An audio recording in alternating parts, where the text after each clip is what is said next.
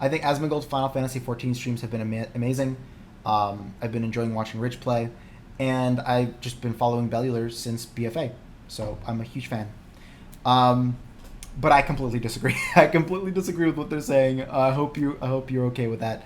This gives Final Fantasy 14 developers the opportunity to create content with with less rudimentary scaling problems. Right? It gives them the ability to create scaled content well, because everyone is playing the exact same class. It is designed to be the exact same. I would say that Final Fantasy dungeons around level 30 and 40 are more difficult than WoW dungeons at level 30 and 40.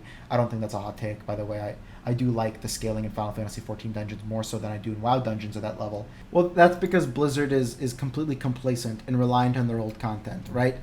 They kind of really came up with a funny solution to creating content for transmoggers and collectors, because that content is just the progression raiders old content, right? Like, oh, BFA, you didn't raid in BFA. Well, yeah, you're not a raider. Have fun farming it. What's baffling to me is that they fucking make transmog unbearably annoying to get. It's like you have a cash cow with Mythic Plus, and you have put the most minimal humanly possible effort into it. Like, you added 3 affixes and a seasonal affix. That is all you did. You didn't even scale the dungeons properly most of the time. Oh man, maybe this is not going the way I wanted it to.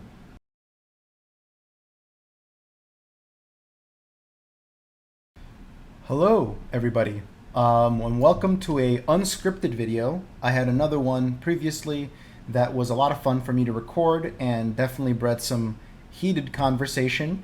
And I figured that I'm lazy today, I might as well do this, and I was gonna watch this new Asmongold Bellular conversation about Final Fantasy versus World of Warcraft, and I had a lot to say about it. I really have stayed out of this whole kind of drama about both games, or specifically about World of Warcraft and Final Fantasy and all this. I've stayed out of it. Even though I have a lot to say about it, I just figured that, I don't want to make my channel on just doing this is what's popular. And I do have a lot of things to say. I've played both games. I've played Final Fantasy 14. I've played World of Warcraft. And while I've raided much more in World of Warcraft, I still raided in Final Fantasy a good amount. I'm not going to lie to you and say I've done all the raids. But, I played back in Heaven's Word. I played through the Stormblood campaign. It wasn't my thing. And I did not play Shadowbringers. So that's my background. I've obviously, kept up with this whole situation, and I think I have a lot to say. I have some hot takes about it. I think there's some hot takes to give about Shadowlands, World of Warcraft. Hot takes that would probably get me labeled a Blizzard fanboy. If you look through my channel history and watch some of my videos, I think I am distinctly not that. But I do not like the whole black and white thing, that I see a lot. It's either good or bad. It's either, play or don't kind of mentality about all these things. And to me, I just feel that's really unhealthy to the discourse, right? Because I think both games, WoW and Final Fantasy, have a really different kind of everything. Even though Final Fantasy 14 is literally just Cataclysm World of Warcraft with substantially more social features. Really, it's that, and it makes sense because Final Fantasy 14 was created during Cataclysm, and the director Yoshi P is at this point talked many times about how much he took from World of Warcraft, how much he took from Cataclysm, how he forced his developers to play Cataclysm to see the kind of backbone, and then they kind of created their own game out of that. I'm not trying to say they're copies. I'm just saying that it is a lot of what people loved about Cataclysm, which is why I feel like a lot of World of Warcraft players are flocking to it, because they want to see something similar. And before I get into this video, I just, I guess I'll just throw out a rather hot take opinion that I think that while Final Fantasy XIV has a ton of merits, it's inarguable that the social systems in the game are fucking exceptional. The player-owned housing is awesome. It's not for me, but it's awesome. The general kind of like role play elements are really, really well done.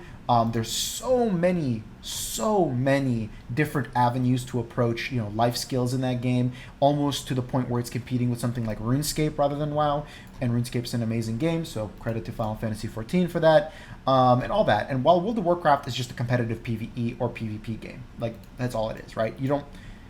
While there are people, who play the game very casually and all that kind of stuff, but for me personally and for a variety of players, it's a competitive PvE, PvP game. Final Fantasy XIV doesn't necessarily have that kind of level of competition, which is why I'm not as interested in it. But there's been a lot of people flocking to Final Fantasy XIV. And while I don't think all those people are going to return or leave Final Fantasy XIV instantly, I do see many of them coming back and, coming back to WoW. When they realize that maybe Final Fantasy XIV isn't offering them the kind of content or the variety of content within the content they enjoy. So if you really love PvE, Final Fantasy XIV really, is not just like a PvE game or just a PvP game. Arguably not a PvP game at all. But it has a lot more than just PvE or PvP. But it doesn't have as much PvE or PvP. You know what I mean? So it's kind of like has a wider diversity, but a shallower pool of the content that you would become accustomed to with WoW. So I feel like, this is a hot take, I'm going to probably make a whole video about this in the future. I feel like a lot of people leaving WoW are kind of doing it out of spite. Not because they have some like distinct or intrinsic love of Final Fantasy. And no hate, by the way, for Final Fantasy at all. I think it's a very good MMO. I think there's a lot of value in Final Fantasy XIV. I think there's so much it does way, way better than World of Warcraft, and it's not even arguable. Like that, there's so many things it does better than WoW. I'm not trying to say the opposite, but the discussion about Final Fantasy XIV isn't how Final Fantasy XIV is like great. It's how Final Fantasy XIV is better than WoW. It's almost always bouncing off of World of Warcraft rather than just talking about the game in a vacuum on its own. Which is very interesting to me because generally what that indicates is that people aren't thinking of Final Fantasy XIV. They're thinking of Final Fantasy XIV in comparison to World of Warcraft. And that's a mistake to me, right? That's not a great way to enter a game because you're going to always compare it to WoW, and then when you realize it doesn't have the kind of content you may enjoy in World of Warcraft, you kind of leave that game. You're like, fuck this Final Fantasy XIV bullshit because obviously it doesn't have the World of Warcraft kind of stuff. So that's the kind of thing I see a lot. It's almost spiteful. It almost like sticks it to Blizzard, stick it to the man, show Blizzard that you don't like the current state of WoW by playing a different MMO. And you know what? That's a good fucking idea. I think that's a good idea. I think that's actually a really good idea. I think that's exactly the way you show Blizzard you're not enjoying World of Warcraft. You stop playing it and maybe play another competing game. Because that's what's going to light a fire under their ass, make them want to compete again. They've maybe gotten kind of complacent being at the top for 17 years, and that reign at the top might end soon. So even if you're doing it out of spite, I still support you trying out a new MMO. That's all I'm going to say. I do support that.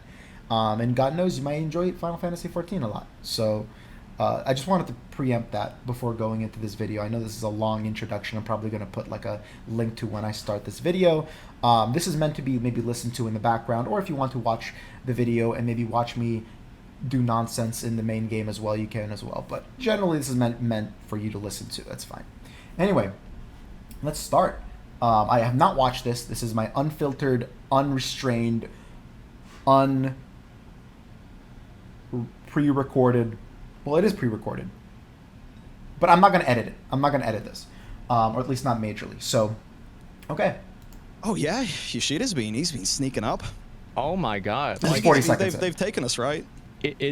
We have been taken, and it's incredible to imagine that, honestly, because like WoW has been it's been the dominant MMO ever since 2000, ever since the day basically it came out. It's been the dominant MMO, and that's really only changed. And it's really kind of hard to say whether it's changed or not because like the numbers are all very unknown. Okay, So, okay, I don't want to. I mean, actually, I do want to keep pausing it because I don't want to just bite their video and be like, haha, this is a reaction video now, which it is, but I'm just saying I want to still add my own commentary on it. Again, if you want to watch the main video, I'm going to link it in the description. If you don't want to listen to my bullshit, that's perfectly reasonable. I don't expect everyone to enjoy that. Anyway, what Final Fantasy? What Asmongold is saying right now is actually true, right? We don't have the numbers. There was a lot of hubbub about Final Fantasy beating World of Warcraft in its player count, and I think those numbers weren't accurate. I mean, I'm just gonna put that out there. I don't think Final Fantasy 14 has more subscribers than WoW. I don't think that it's even close, really. I think that World of Warcraft is still probably around 1 or so million active users above Final Fantasy 14, if not more. I'm just being real, right? And I'm just judging. Again, this is very, not colloquial. This is very, based on my own subjective understanding and viewership and research and all this kind of stuff. It's not based on any kind of aggregate. I think that website that placed Final Fantasy above World of Warcraft after its new MMO or expansion got announced was mostly doing that due to like searches and stuff. But that's also including searches for Final Fantasy and World of Warcraft, which, as we know, thanks to Asmongold and a few others, have skyrocketed, right, over the past year. They've skyrocketed because the amount of contempt and the amount of criticism aimed at WoW is at an all-time high. Even though the expansion isn't particularly bad, it's not good enough. Quite frankly, it's not good enough to not warrant this criticism. So I think it's valid. And due to that, people are turning to other MMOs. So, of course, that website might not have been completely accurate. You can just see like the viewership numbers that World of Warcraft gets versus Final Fantasy. I mean, it's not even close, right? Like the Shadowlands opening cinematic has like 15 million views now, versus the Final Fantasy opening cinematic, which after a few months of release has around 2, or I should say the pre-rendered fancy cinematic. It's not a perfect metric, but it's things like that kind of show us, the retention, the amount of players interested. I don't think it's similar, right? I don't think it's that close, but it will be. If Blizzard doesn't pick the shit up, if Blizzard, let me just put it more bluntly, if Blizzard doesn't do another Legion, which is to say release one of their best expansions ever, World of Warcraft is not going to be on top for another 4 years. It's just not going to happen. I think if Endwalker, which is the next Final Fantasy 14 expansion, is as good as Shadowbringers was from a reception standpoint, which is to say, it was well received on launch, I could see Endwalker overtaking WoW. And if 10.0 is just about as boring or as milquetoast and uninteresting to some people as Shadowlands was.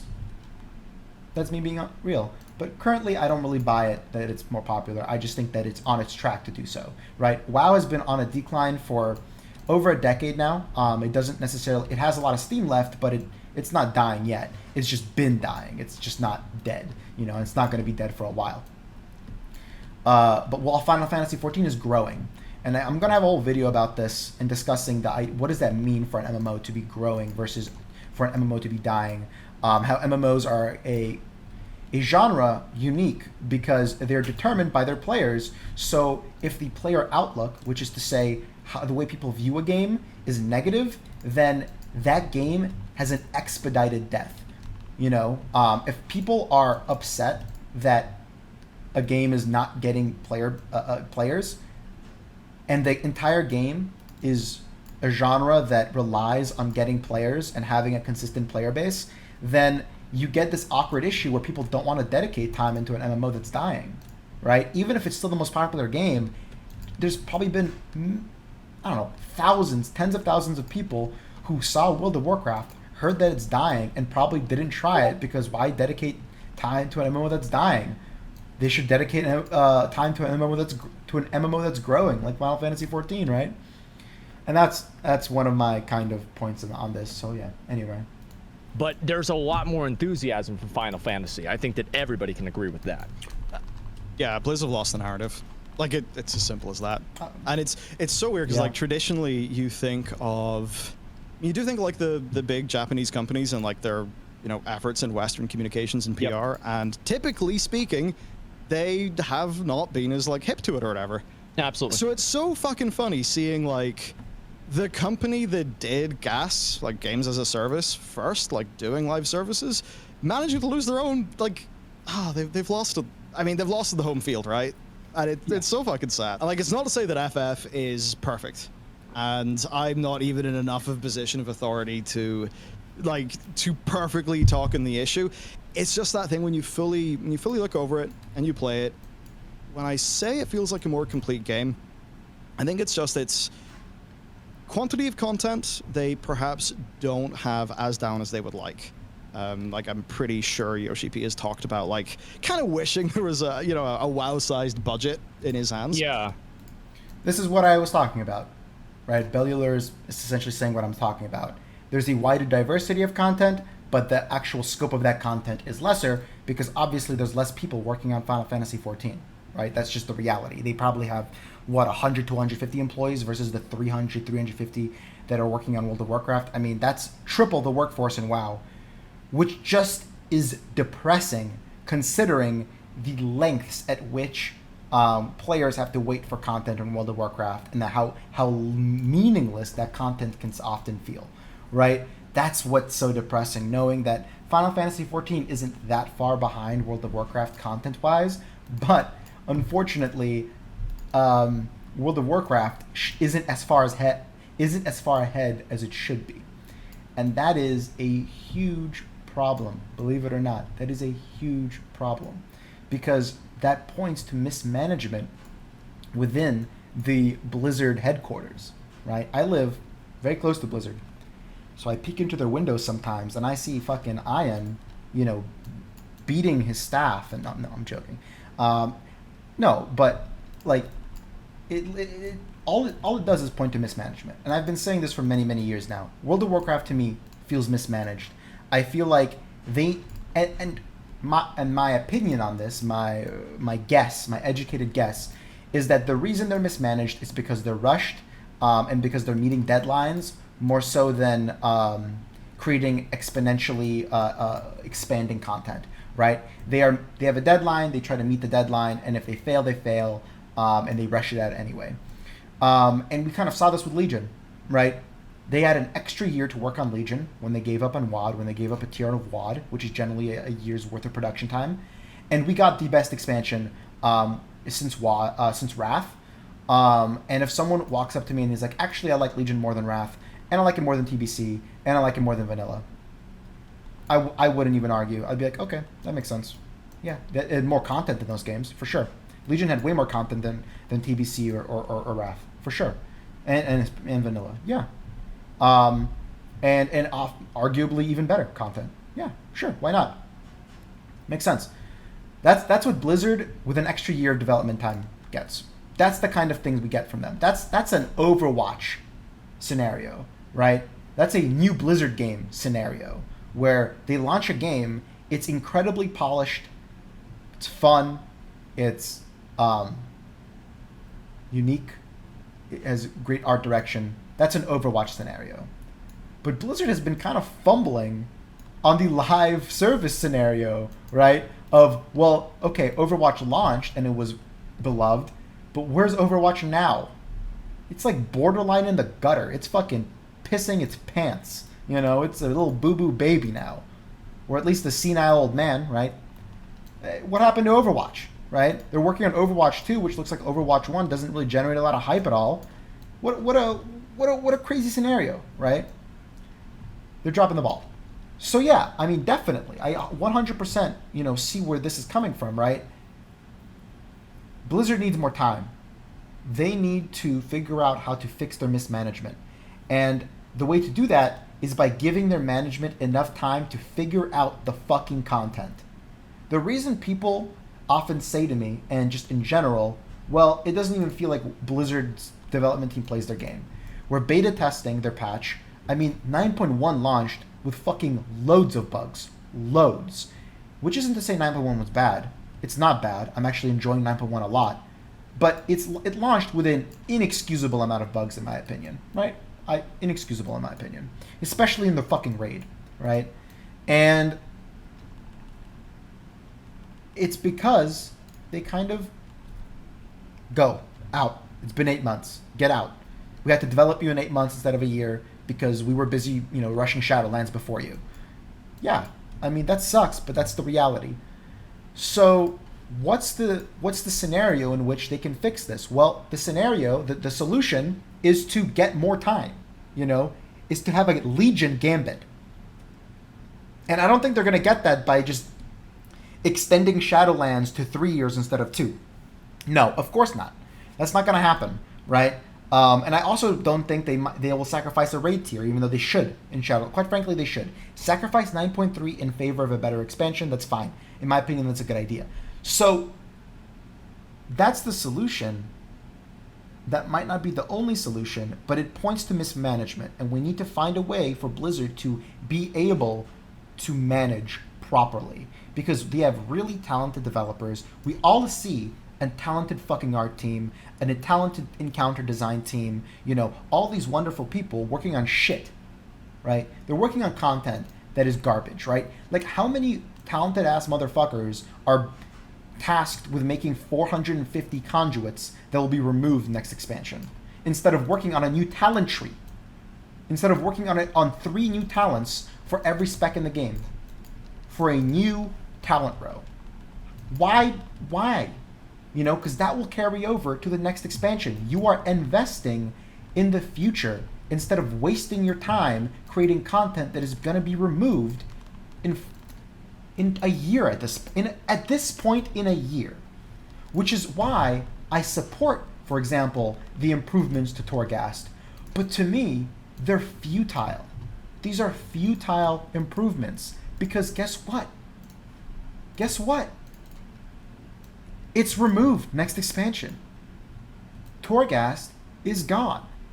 So they can improve it by 9.3, but by that point, we're going to play it for 4 or 5 months before the new expansion comes out. Like, do you see that? That's a waste of development time to me. To me, that's a waste, right? But the thing with WoW is, like, it just feels fragmentary. Like, if you're a PvPer, I mean, God help you, right? Like, the thing that I'm interested in when it comes to PvP, yeah, it's like, I want some new BGs. You hope that, like, every expansion you get one thing. It's like, please give me one thing this expansion. It's awful. And I'm curious, Bell, if you feel like one of the reasons that happens is because Final Fantasy does such a good job at actually making the old content still feel very valuable and feel like it is legitimate content, not something that you're just kind of like looking through rose-tinted goggles trying to make a new rule set to make it feel like it's actually a challenge. Yeah, so what you're saying is that roulettes that involve scaling down should be a weekend-only event. Okay. I might make a total ass of myself right now. Because, again, my main experience with Final Fantasy XIV has been in Heavensward, but I've played it recently. I have. So I know a little bit. But I'm sorry. I don't understand this argument. I have to push back against it. Roulettes are not fucking great content. They're not. They're looking for group, but bigger. Like, they're not. It's not like, oh boy, time to log on and do my daily roulette. Oh shit, I got Sastasha and I have to play my level 15 Final Fantasy character for a whole dungeon that, has 3 abilities on a 2.5 second GCD. Epic. Now this is content. No, not at all. There is value to scaling. There is value to creating ultimate encounters and then having those be relevant in future expansions by standardizing the gear. I think standardizing gear in World of Warcraft is not a good idea, personally, because gear is like the #1 source of progression and a main reason for people to play the game, right? That is the carrot on the stick for people, is to feel more powerful as they play the game, to see these stats go up, starting the expansion with 10 crit, 10 haste, 10 mastery, whatever, and seeing those balloon to 30, 40, whatever. That's satisfying for players because your class feels faster, it feels more satisfying, it feels more impactful. The solution to that is not to create scaled content. But scaled content has its value. As they say, the value here is to create something that has longevity to it to create content that is capable of existing past a certain expansion. And that's what kind of Blizzard tried to do with time walking and failed at time walking, because time walking is garbage. But quite frankly, duty roulettes are not. I don't view duty roulettes as particularly different to time walking. Quite frankly, I in some ways view them worse than time walking. Someone recently told me that they fixed this, where you can enter duty roulette as a level 70 or 80. And get Sastasha, which is the first dungeon you do. It's the Dead Mines of, very similar to Dead Mines actually, of Final Fantasy, and you still get all your abilities, right? They figured out how to scale your newer abilities and make that interesting. I did it. I logged on. I downloaded Final Fantasy and I logged on my level 70, and I did a duty roulette, and I did not have that experience at all. I got a low level dungeon and I had low level skills. I was going through a substantially neutered rotation, which if you've ever played Final Fantasy XIV, the early game is very slow, very, very slow. And due to the way they create their classes, which is to say a static class design with very few procs. I know there's a few classes with more procs than others, but generally speaking, their classes are very formulaic in the sense that, one ability follows the next 100% of the time. You never want to deviate from that unless you are messing up your rotation on purpose, which is, it's not a priority-based class design or spec design like World of Warcraft has. So you're playing a neutered version of your class, which feels horrible because, at level 70, your class feels way more full, way more fun. And now you're doing a dungeon for 30 minutes that is, forcing you to play an incredibly fucking boring version of your spec with little to no leeway or intrigue or difficulty. I mean, let's be real here, right? What's the argument, right? The argument is that it's valuable content because you do it again? No, because that's the same thing with time walking, right? It's not valuable. Time walking is not cool because it's old content that you do again, right? That's not the reason time walking is cool. Is it valuable content because it's available 100% of the time? That's an argument. I think maybe that's what Bellular was hinting at, right? It's available all the time, so maybe that's why it's good. Okay, I mean, if that's your argument, fine. And my argument would be, well, those two things I don't give a shit about. I care about valuable content coming from either challenge or reward, right? It's either challenging for a certain group of players, which is interesting. It's either offers a good reward for certain players, which is interesting, or and generally when I say challenge, I mean just mechanical challenge or any kind of coordination necessary, because that's fun gameplay in an MMO, right? You have your dailies, which are your chores, and you have your fun gameplay, which are your raids and dungeons.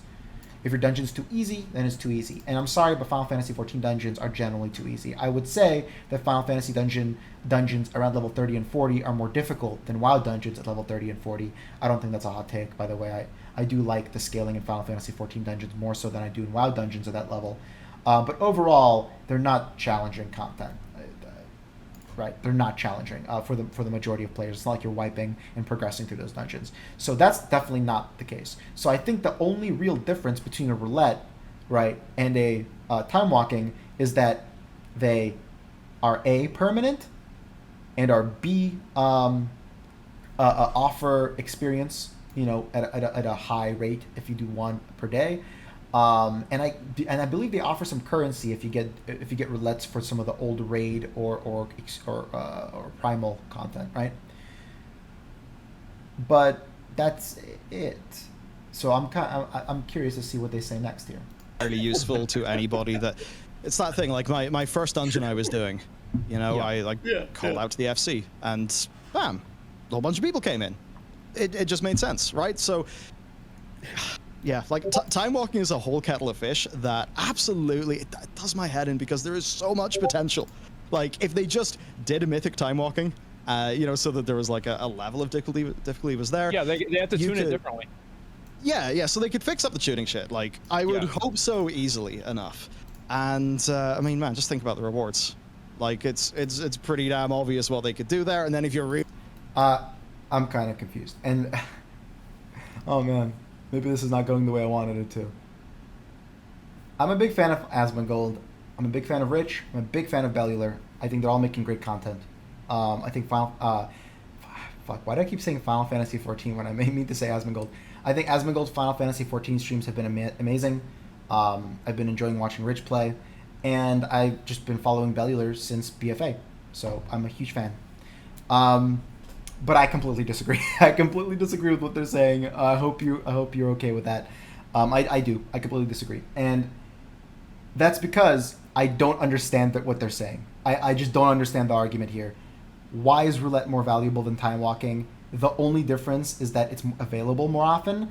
The reward is experience. Like, you do roulettes for experience while you're leveling, and you do them at endgame for currency. So like for valor, for example. So if your argument is that time walking should give you valor points and valor should be used to buy gear, which I agree with, it should be used to buy gear. I agree with that.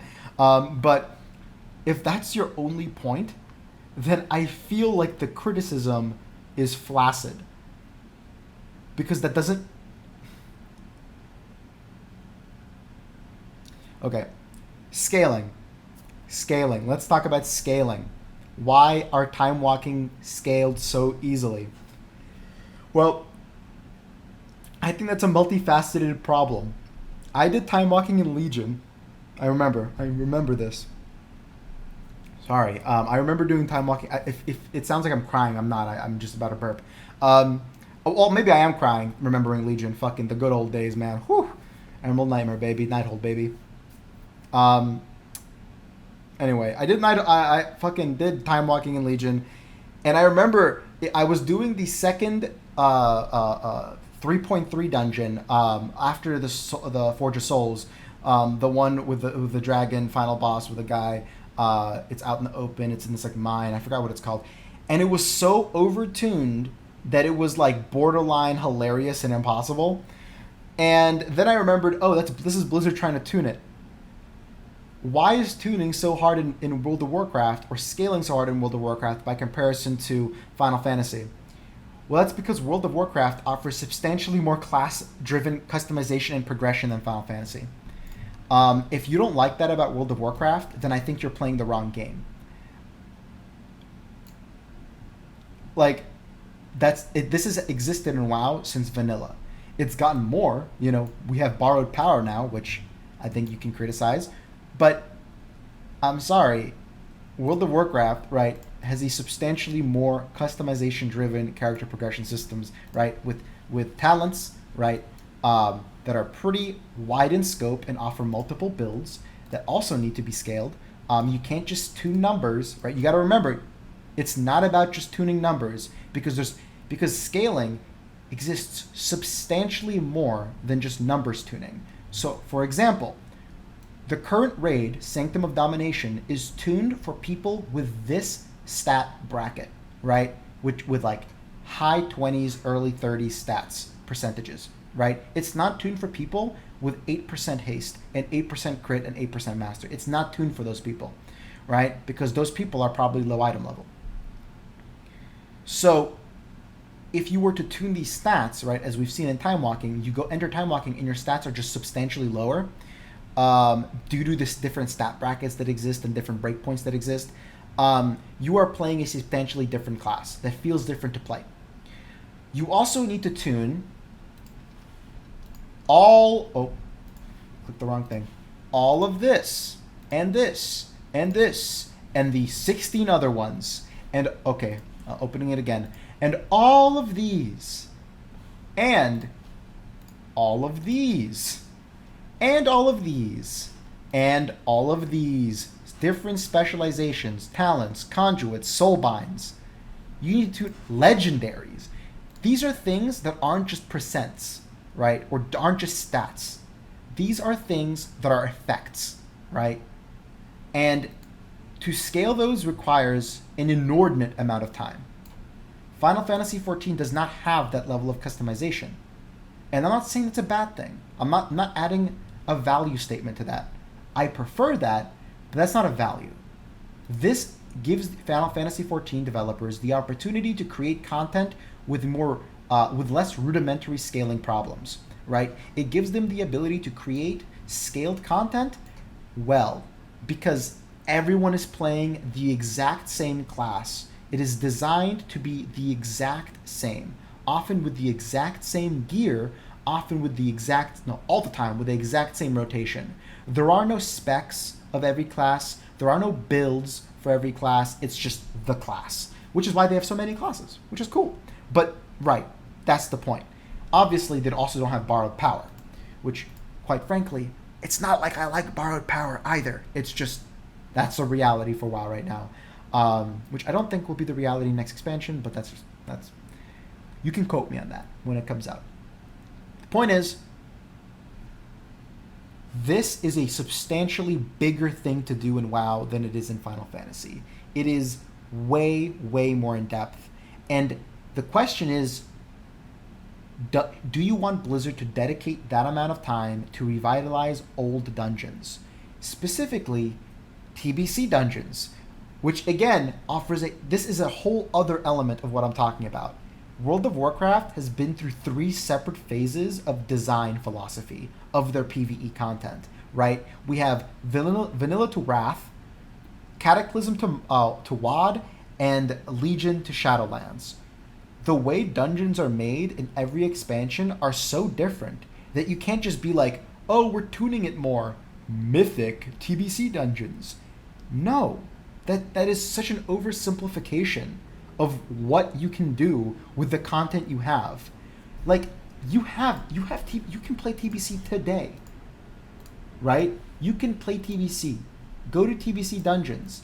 You can't go into Old Hillsbrad and make a mythic version of that without it being substantially easier than any mythic dungeon out today, unless you scale it to be like a TBC dungeon, which is a whole new kind of thing that Blizzard needs to learn to do then, right? It's not just scaling content down or around. It's also learning that due to the design philosophies that existed at the time, they need to create different kinds of scaling. Because TBC dungeons, if you do them today, or even vanilla dungeons, if you do them today, they're not mechanically challenging. They are scaling. They're scaled high. They're scaled challenges, right? They're almost like stat checks. You go into Heroic Blood Furnace, and you get one shot by every mob in the game, or every mob in the dungeon, right? Because they're scaled high. This shit hits hard. You need better gear, right? You're not just like, oh, I gotta mechanically outplay this mob. No, it's just gonna fucking walk up and bop! That's what it does. It walks up, bop! You're dead. 12k hit. You know? I'm a prop paladin. I know firsthand what that feels like. But that's what it is. It's not, you can't just be like, oh, it's mythic now because it's hard. It's like you need to have so much more development time dedicated to not only creating this content and scaling it, but like rigorously testing it. And I'm sorry, but is that what you want Blizzard to focus on, right? If they had 3 years to develop an expansion like Legion, yeah, that is. But they don't. That is not the reality, right? Which is why maybe I think that this criticism is misplaced, right? We need to engage with what exists today, not what can exist in a utopian world where Blizzard has 3 years to build an expansion. As much as we may want that, that's not really the world we exist today. And I'm sorry, but dedicating 8 months to rescaling all the old content instead of creating new content is just not a great idea. It's not a great idea, in my opinion. In my opinion, right? Maybe some people just really want that. I could see value in that. Personally, I like Legion dungeons more than Shadowlands and BFA dungeons. Does that mean I want to run Legion dungeons again? Not really, right? I've done those. I've done Maw of Souls 170 times grinding for my AP. I'm fine with not stepping foot in there. I'm fine with that. And that's not even engaging with how challenging it is to scale all this content. And then also, remember, rescale all of it once the expansion ends and they remove all these borrowed power systems.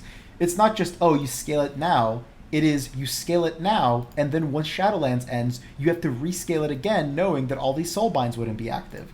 And if your argument is, well, just deactivate soulbinds, deactivate all this, standardize all the stats. Standardized stats are fucking boring, right? That is like antithetical to me for World of Warcraft. Like, standardized stats are antithetical. Most people don't like them, but when they don't exist, they tend to complain that they don't exist. I remember in MoP, they standardized all your PvP gear during Battlegrounds, and most people fucking hated that. They hated that because the gear you earn doesn't make your character feel any different.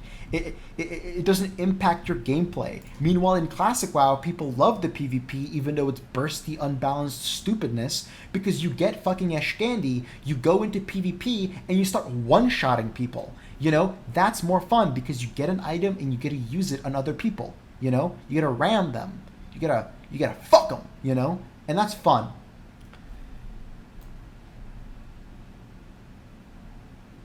I don't know.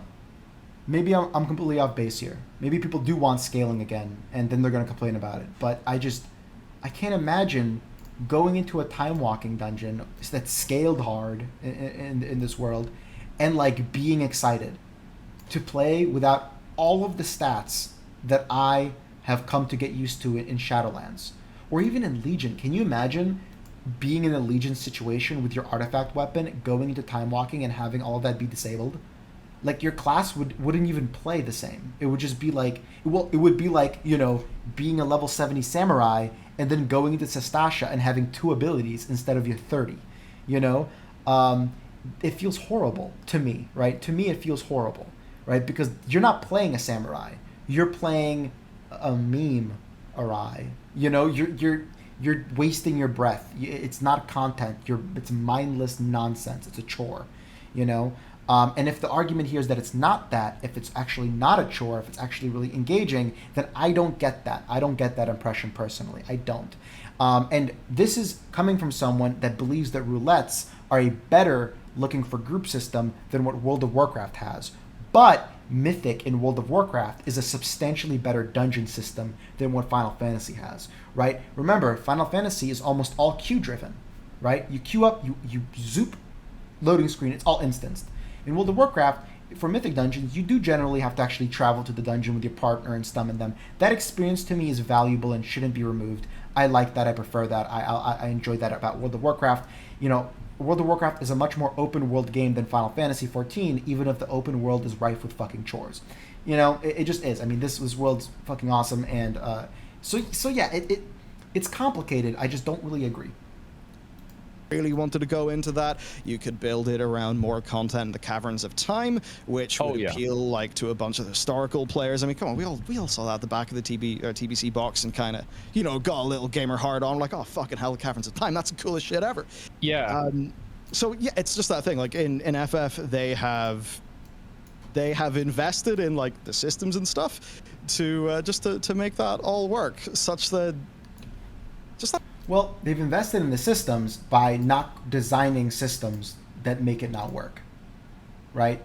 Like World of Warcraft designed ways to not make that work because they never thought about making that work 15 years ago when they created specializations and specs and character diversity and stuff like that, right? Like, that's Final Fantasy did design it with that in mind, and kudos to them. That's awesome, but that's where the games are different, right? Like, they don't play like that. They don't play the same way. It's not just an easy 1-2 fix. I don't think Final Fantasy is just a clone of World of Warcraft. I don't think that all of its solutions apply to WoW. And I think this is a very easy example of where that is the case. It does not apply to World of Warcraft. I think World of Warcraft should focus on creating a wider berth of current content.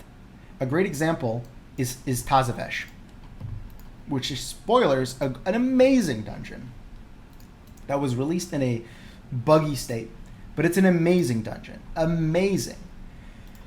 Blizzard spent 8 months developing it, most likely, and unfortunately, it's completely useless content because most people aren't going to be doing it unless they're gearing an alt, because the gear it drops is trash, and they didn't release it for Mythic Plus. Until next patch, they won't, right? So that's Blizzard spending time marketing a huge dungeon for content and then not utilizing that content to its fullest immediately. That is a criticism of Blizzard that I think holds a lot of weight. Again, this is a management problem, a decision problem.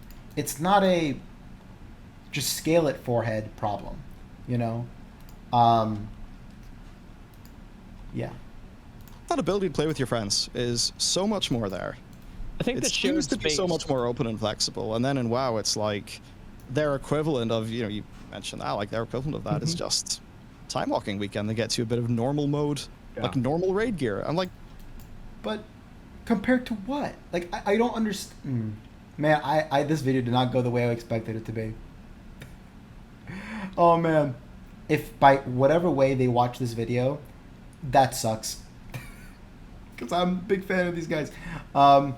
But yeah, I just disagree. Like, no, right? It's the same exact thing. Like, duty roulettes don't have more social functions than time walking. They're the same thing. You just get friends if you have friends to play. You queue up and you go in and do trivial content, because yeah, it's trivial content. It's really easy. Roulettes are very easy content, and so are time walking dungeons. Of course, there are roulettes that are harder than time walking dungeons. Don't get me wrong, but generally, like leveling roulettes, for example, are very easy content. So I don't know. I kind of disagree. Like, I don't understand this argument. I don't think that this is accurate. I think this is kind of a misplaced criticism of World of Warcraft, to be honest. And I am the first person to fucking criticize Blizzard. I just honestly think this is a misplaced criticism. I don't think that these things are that different. Like, beyond just wanting time walking to always be around, which I guess is true, right? Like for example, right? Time walking raids, Ulduar, you can do in time walking when it's time walking Wrath. That should probably be a thing that's always available. Always available, because it drops normal mode loot. Who cares, right? Normal mode loot's already a fucking joke to get. Who cares, right? But like, that's not what they're saying, right? What Bellular is saying here is that it's somehow more social. I'm just gonna keep watching. Like, man, is that it? Why does it feel like Blizzard is cash strapped? What's going on? That's one thing I always wonder. Well, they're not cash strapped. They're management strapped, in my opinion, right? It's not that they don't, like, you can throw all the money in the world and still not succeed at whatever you throw that money at. Like, look at that Chinese guild competing in the Mythic race right now. They literally poached the best players in the entire game in their region for this guild, right? They spared no expense, and yet their management isn't great. Their raid leader isn't great compared to some of the current raid leaders at Echo and Limit. So they're not that great, right, compared to those guilds. I mean, like, management has an enormous impact on how the game operates, right? Management is what makes the developers function, and they are not going to be functioning without good management. You can have 1 million developers. This is not about cash. This is not about cash at all. This is about dedicating resources to the correct content that can be utilized in the future. Building your game to be future-proof. Final Fantasy XIV did build its game to be future-proof through creating these scaled systems. Right now, World of Warcraft's build does not facilitate that, so the solution, to me, is to focus on things it is built for, such as expanding Mythic Plus, creating really compelling progression systems that aren't awful, making loot interesting, making your day-to-day experience interesting, right? Doubling down on some of the competitive elements of World of Warcraft, getting people interested in those things, creating maybe even more social elements for World of Warcraft. Maybe not player-owned housing, but maybe they could focus on something a little bit more engaging, for your casual player base. That's not just doing LFR. About too. Yeah, it's like they've only got they've got a small budget. It's a multi-dollar company, and they don't have as much resources as everybody else, and so it takes them 9 months to do something that these other development studios can do very quickly, right? This is not a money problem. This is a management problem. Like, have you ever, here's what it is, right? Try collecting a group of strangers and asking them to build a car, right? Or not even that. Get a group of engineers who are actually experienced with building cars and ask them to build a car. Are they going to be able to? No, right? Because it's much more than just having talent. It's much more than just knowing how to do something. It is being guided by a director to do it to its maximum potential. That is the definition of having organization, right? And you are not going... WoW is struggling with that. To me, that is where WoW struggles. Right, and I understand the scope of WoW is so big, but I think Blizzard's engineered these problems for themselves. I don't know much about the FF14 engine. I know it has issues, and it's very much not perfect, but it seems like there is something going on with production issues at Blizzard. Like Covenants. Yes. Basically an impossible design goal. And they kept on saying with Covenants, if there's a specific issue with a Covenant or something like that, we'll balance it later. And it's like, no, you won't. We know you really won't. It's like, the engineer. This to me is a very interesting question, right? Why did they stick with Covenants? Why? When all signs pointed to it being fruitless, pointless, garbage, nonsense, right?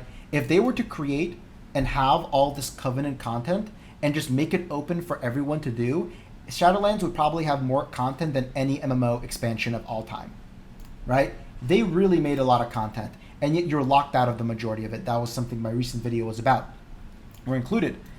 And it's such a dumb idea. It's such a waste of development resources to create content that a swath of your players will never see, that I'm wondering what it is. Some people are kind of pessimistic and say, well, all it is people being very, Blizzard developers being stubborn, which is, I don't know. That seems far-fetched to me, right? That's a very simple solution, right? That's almost like a villainous solution. That's just they're just bad guys. They're stupid. Maybe not. There might be some behind-the-scenes stuff that was pushing for an identity factor, right? If class identity is not working, which it should, but it's not, how about we give people another identity? And that's a way for us to market the game, right? I'm a Night Fae, and here's all this fan art of Night Fae. Here's all this, porn of me fucking the centaur-looking people. Here's Maldraxxus, and here's Draka's titties. Having that fan base, right? You go to a mobile game, right? Like an anime mobile game, and you go to their subreddit, and it's the amount of identity in there is enormous because everyone is just furiously masturbating to all the characters. They're just fucking beating their meat. And that's attachment. That is attachment. You go to the Genshin Impact subreddit, and it's almost all just fan art of their favorite character.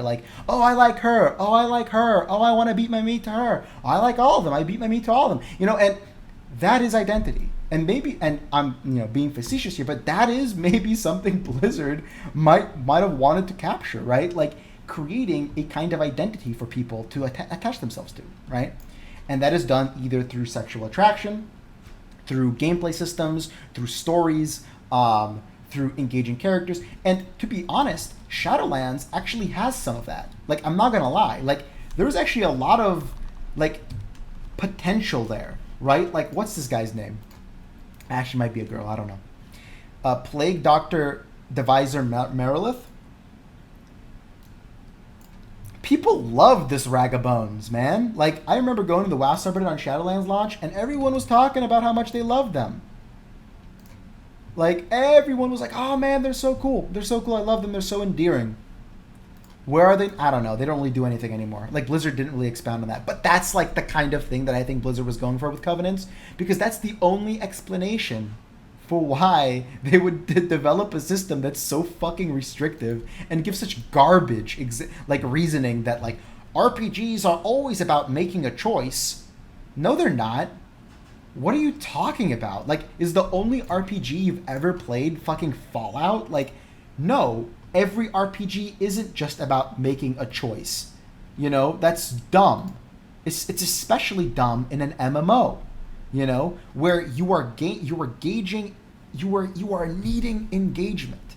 You know, that is not a good point, not a good argument, not at all, not even a tiny bit.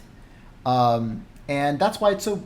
To me, that was stupid. So I think Blizzard should have been like, well, we want more identity, right? Because factions have always been the core facet of WoW identity, and now they don't necessarily exist as much. So you have, covenants, right? Which obviously people don't really give a shit about covenants either. Here's at Twitter, and it's like every 6 months we got to have to deal with a new layout of Twitter. Yeah. It's like they have to have a reason for Twitter to continue to have them employed, and so they just create a new problem every 6 months for them to solve. And it feels kind of that way with WoW, where it's like, okay, it's a new tier. Well, the systems designers need a reason for Blizzard not to fire them. So we have this new chains of domination system or shards of domination system that most people don't understand how it works. It seems completely unnecessary, but here it is anyway. And that's kind of the way that it feels like. It feels like they're...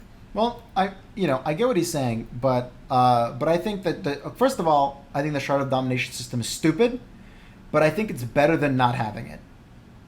I am sick of having gear be virtually identical with absolutely no customization to it. Holy fuck, retail WoW has the worst gearing system ever.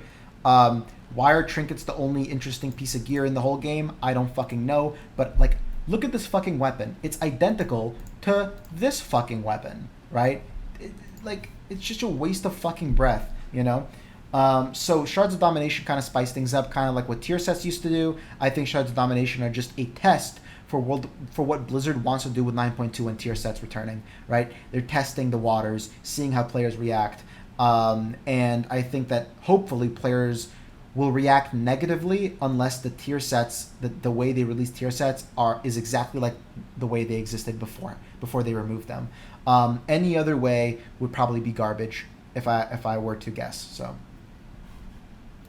adding these things into the game for really no reason.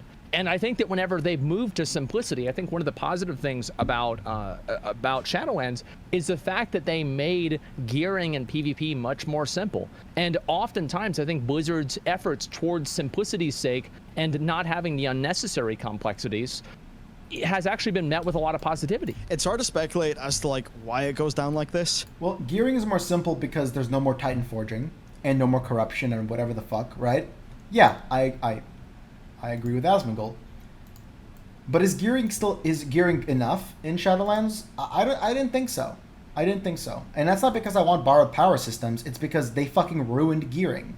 You know, and this has been a thing. They ruined gearing. I mean, every item is fucking identical. Like, this is not interesting to me, right? Like, just having everything be scaled. I mean, thank you. This is a problem, right? We were talking about scaling, right? Here's Blizzard creating specifically a gearing system that prioritizes scaling over everything else.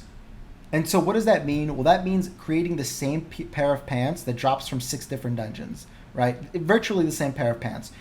Main stats, X stat, stamina, and 2 of 4 secondary stats, and that's it. There is nothing unique about this piece of gear at all. And then you go play TBC, and you're like, holy shit, there were actually stats in this game. And they actually had an impact on your character. and you actually had to think about the way you built your character and utilized your stats. That's crazy. As a prop paladin, I get to think about my uncrushability, my avoidability, my spell power, and my stamina all at once, and prioritize different gear due to that. Crazy. So no, I don't think 9.0 was interesting gearing wise. I think it was fucking horrible. Like, I killed Mythic Sire Denathrius, and I got his fucking trash weapon, his 233 weapon that replaced my 220 weapon, and I did not notice a single difference in my character, because the weapon was the exact same. It was the exact same weapon, but bigger number, slightly bigger number. It had the same attack speed, it had the same stats, nothing changed. I did not even notice. I didn't even get to see what the weapon looked like because transmog exists in the game. So, like, no, it's not enough. It's not enough. And that's why Legion was so successful. Not because of Titan Forging, but because Artifact Power gave us a unique progression system that was far more engaging than the gear itself. The only engaging gear that drops from modern raids and dungeons are the trinkets. That is it. Why are trinkets? This is 2 slots of the 20 or so on your character that are even remotely fucking unique. Why? Why is that the way that the game is designed? So when I say I'm anti-scaling, I mean that in every fucking way. If you design a game that is anti-scaling, you get to design a game that tests the boundaries a bit more, you know? And that is how you create permanent content. That is how you create memorable content with memorable gear.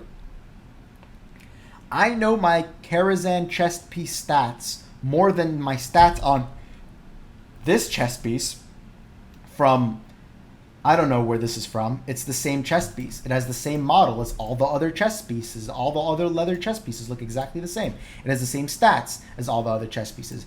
I don't know where it's from. Who the fuck cares? It's the same item. I don't care if it's from fucking Plaguefall or from fucking World Quests or from Mists of Turnisith. It doesn't matter to me because it's the same item. Because it has to scale.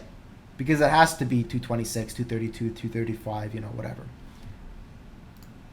A bit of me, though, does think that you got a problem, right? And you throw a systems designer at it.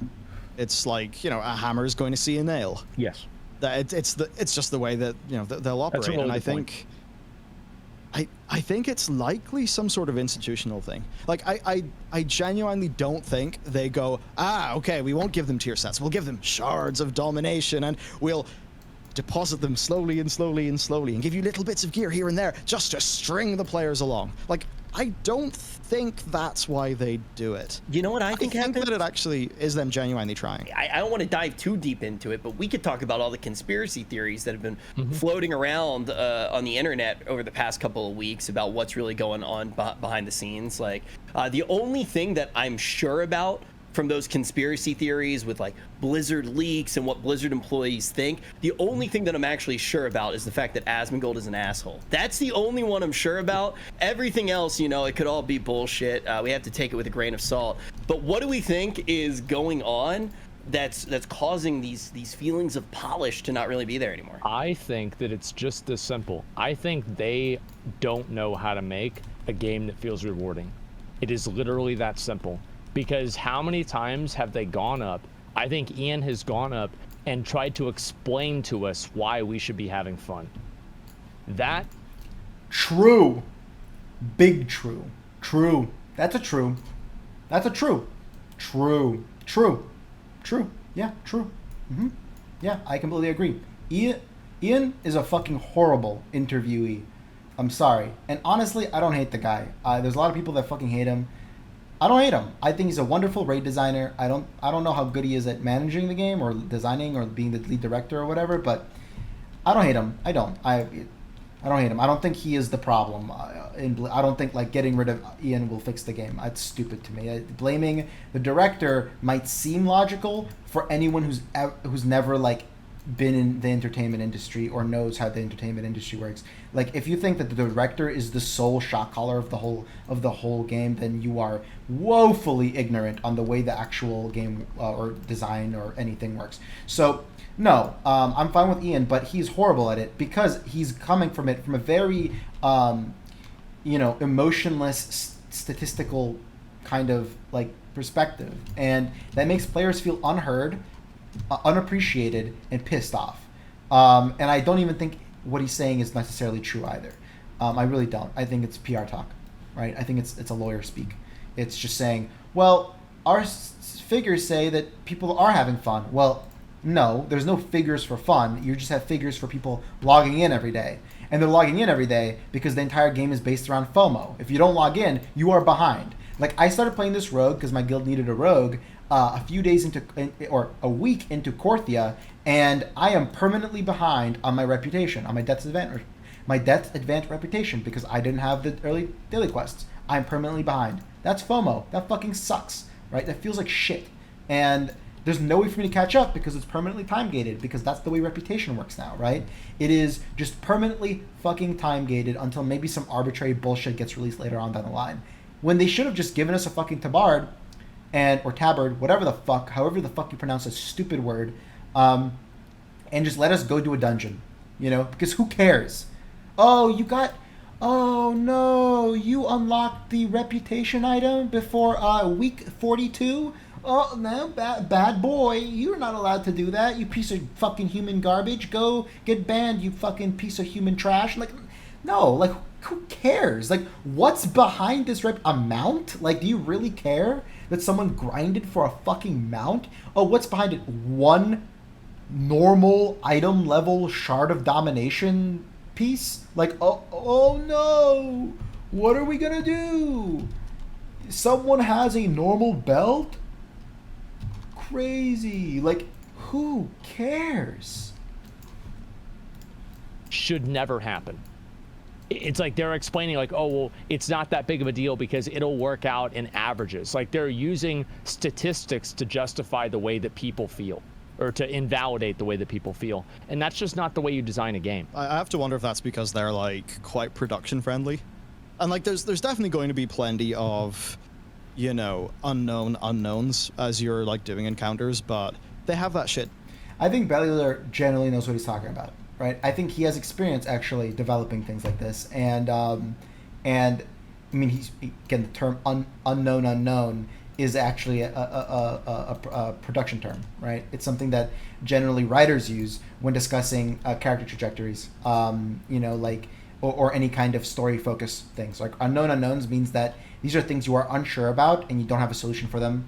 There's also known unknowns as well, and then there's also known knowns. Regardless. It down.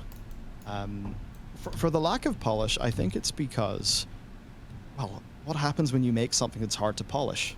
It's going to be harder to polish. Like, it's one of, like, maybe it feels like a little bit close to the bone for me. Like, we burnt through too much money on basically an overly ambitious systems-driven game that required a bunch of systems to be right for the overall loop to make sense. We did a whole bunch of shit ass backwards, and it was that thing. The design that we went for was fundamentally way harder to get right than the other thing that we're doing now. And I think when you look at World of Warcraft, you see a whole bunch of that. And there's just so many cases where it seems like testing and planning for the game has just, like, really not happened. And whenever that happens so often, and then you have, like, these massive overreactions where they take something like Echoing Void or whatever it was, and they just nerf it by half and they make it completely garbage, those kinds... Yeah, this is another good question from Asmongold. I don't understand who at Blizzard makes these choices. Like, I mean, this Echoing Void example is perfect, but we've seen it all the time. It's like a class is slightly overperforming, so Blizzard fucking takes it to the gallows and chops its head off. Like, it's so bizarre. It's fucking... You see this so often. I actually think Blizzard's doing a good job with class design and class balance in Shadowlands in general. But, like, man, it is so weird. It's such a precedent that's been set by Blizzard in the past where they create something and then they fucking annihilate it, right? It is weird, man. I really don't understand. Like, the Echoing Void example, right? Like, oh, it's overperforming. why by 50% though? Like, why by 50% when you have other corruptions that are batshit fucking insane? Of things I think are really frustrating for players because people are trying to figure these things out, and then they spend tons of gold on them, and then they get changed completely because Blizzard decided not to test them properly beforehand. And anybody could have seen these things happening because they became evident on the first day of the patch. And I think these same things happen with Covenants too. Well, they became evident in the PTR, and then in the beta before that, and then in the alpha before that. You know, that's another fun fact about Blizzard, right? Is that a lot of the problems with this game are things that are noticed by wonderful fucking content creators like Bellular and Preach a year before they come out. And yet Blizzard continues to fucking do them and continues to work on them because I believe they already have a vision for this product, and they already pitched it to their investors, they already pitched it to their executives, and that's what's expected of them to be delivered. And if it's not delivered, well, that's a problem for another day. But for now, we gotta keep working on it, keep working on it, keep working on it. And that's you know what, that's a byproduct of A, bad management, but B, huge time constraints. Huge. You know, if they had 3 years, they can warrant releasing a system that's not particularly well polished or designed and then reworking it before the game even launches. They do not have that fucking luxury anymore. They don't. Why was Legion, compared to BFA and Shadowlands, relatively bug-free? Well, it had 3 years, you know? Yeah. Whenever you see Blizzard talking about, oh, well, players are going to pick the one that they want to play with, you know, based off of like lore or whatever. And the reality is the breakdowns are, it's like 90% of people, or 95% of people don't pick one Covenant. Like there's one Covenant that like only 5 or 3% of people pick for some classes and specs. That's crazy. Yeah, but people came back in the past, right? Shadowlands, best-selling PC game of all time. For a few days until whatever that other game was. But I think it is a sort of thing where it's the incumbent has got their advantage, but also the blindness that comes with that.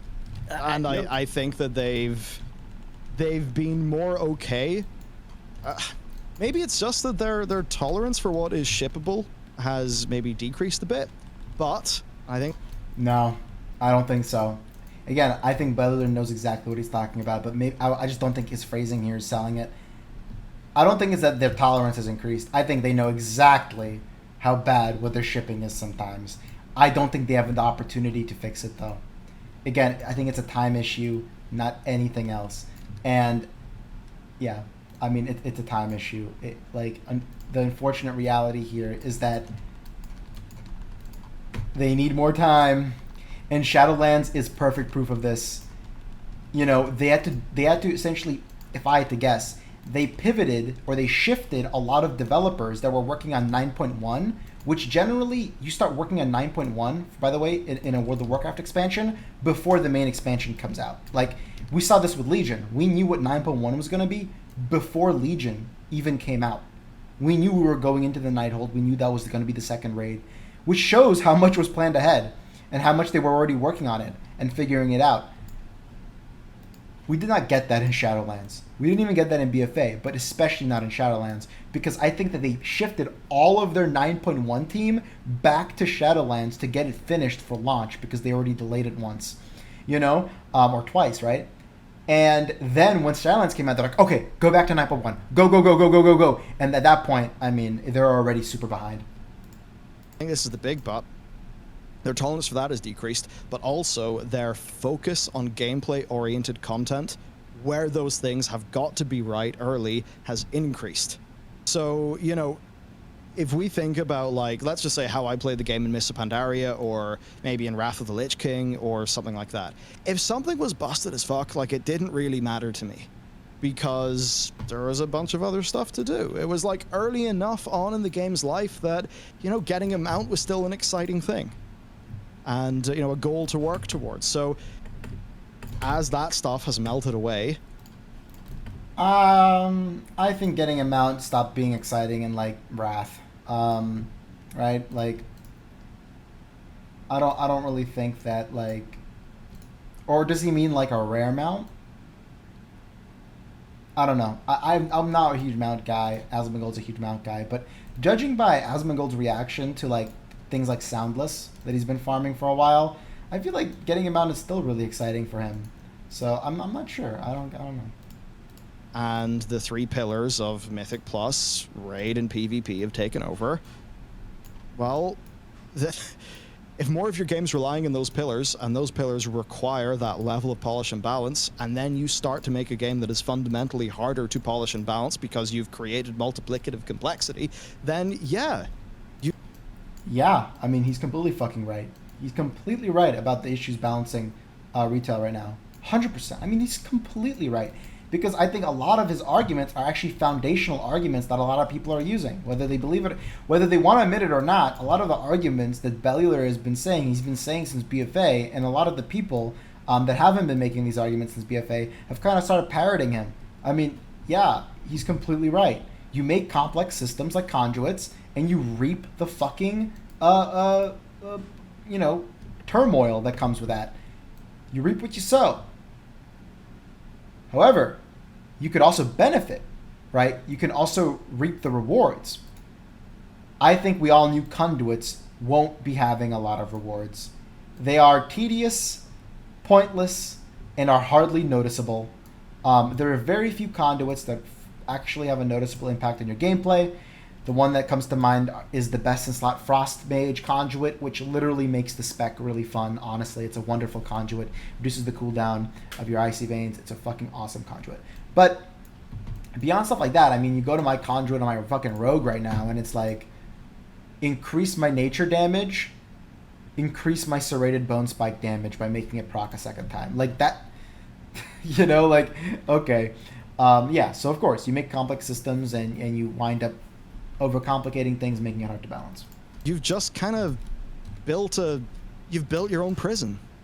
And I have a worry that they have an institutional focus on those kind of game systems, perhaps learning the wrong lessons from Legion or something like that, to the point where they can't see the forest for the trees. And I will say it, I think that a lot of them don't fucking play the game. And I think that even if they do play the game, it is in a way that is... What does he mean by a lot of them?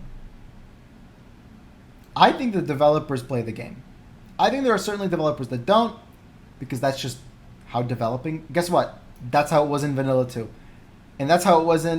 maybe not Vanilla, honestly, because it's a smaller team, but that's how it was in TBC, Wrath, Kata, Mop. That's how it is. Some developers don't play the game, because it's not their job to play the game. It's their job to create art assets for the game. It's their job to create zones for the game. It's their job to create, quests for the game, or write quests for the game. They don't play the game. Yeah, it's fine. Generally speaking, developers should play the game if they're developing, balance or something. But, yeah, I mean, yeah, sure. It doesn't matter. Because these developers don't pick and choose what they're working on. They don't. They get assigned.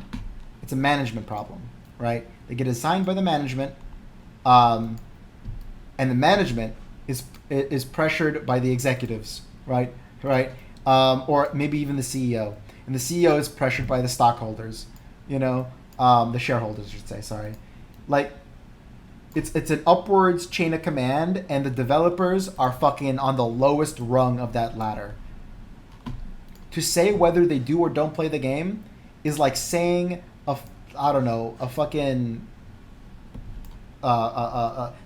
guy, this is a car metaphor again, the guy who screws the bolts in on the rim of a car doesn't drive that car, or doesn't drive a car. It doesn't matter.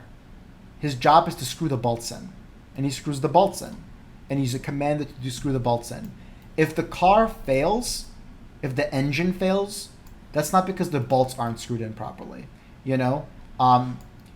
So, yeah, I mean, I think that it's a management problem. I don't think that these people hate the game. I don't think they don't know about the game. I think the developers, and again, judging by what Chris Kalecki, right, the designer who left on Shadowlands launch, and he has this whole video about it I always call back to, what he said was the developers are fucking confused about the direction the game is going. They don't understand. They don't understand why they're spending the time working on the systems they're working on, because the time they're spending is fucking pointless. They feel bad about the game they're working on. That is much more likely. These are people who are passionate about the game, who love the game, but are forced to work on things they hate, right? Or forced to work on things they don't value.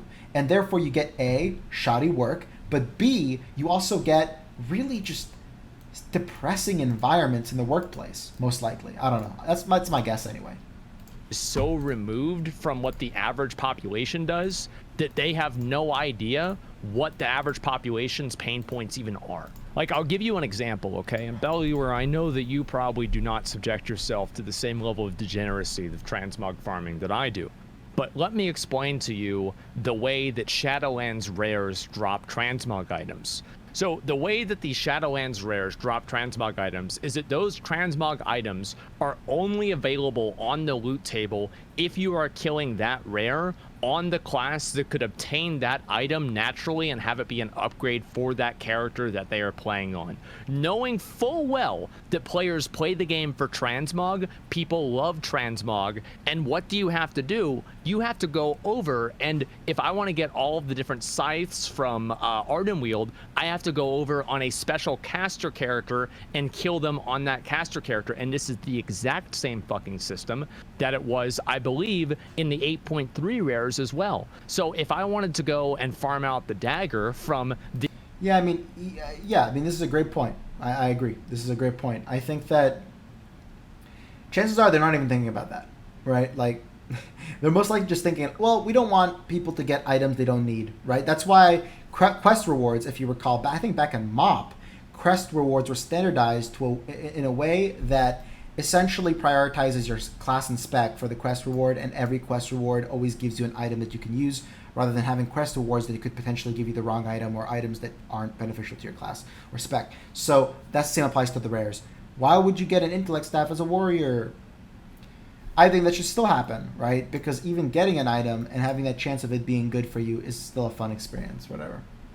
The Oldham rares, I would have to go and do it on either a rogue or a caster that could equip daggers. And this is insane. Like, why is this even happening? Some of these things that you have to do, some of the goals that Blizzard has for players to work towards in the game are just so monumentally ridiculous that it's just not even fun to progress in them, because even whenever you complete it, you feel like an idiot because you know you just wasted 100 hours.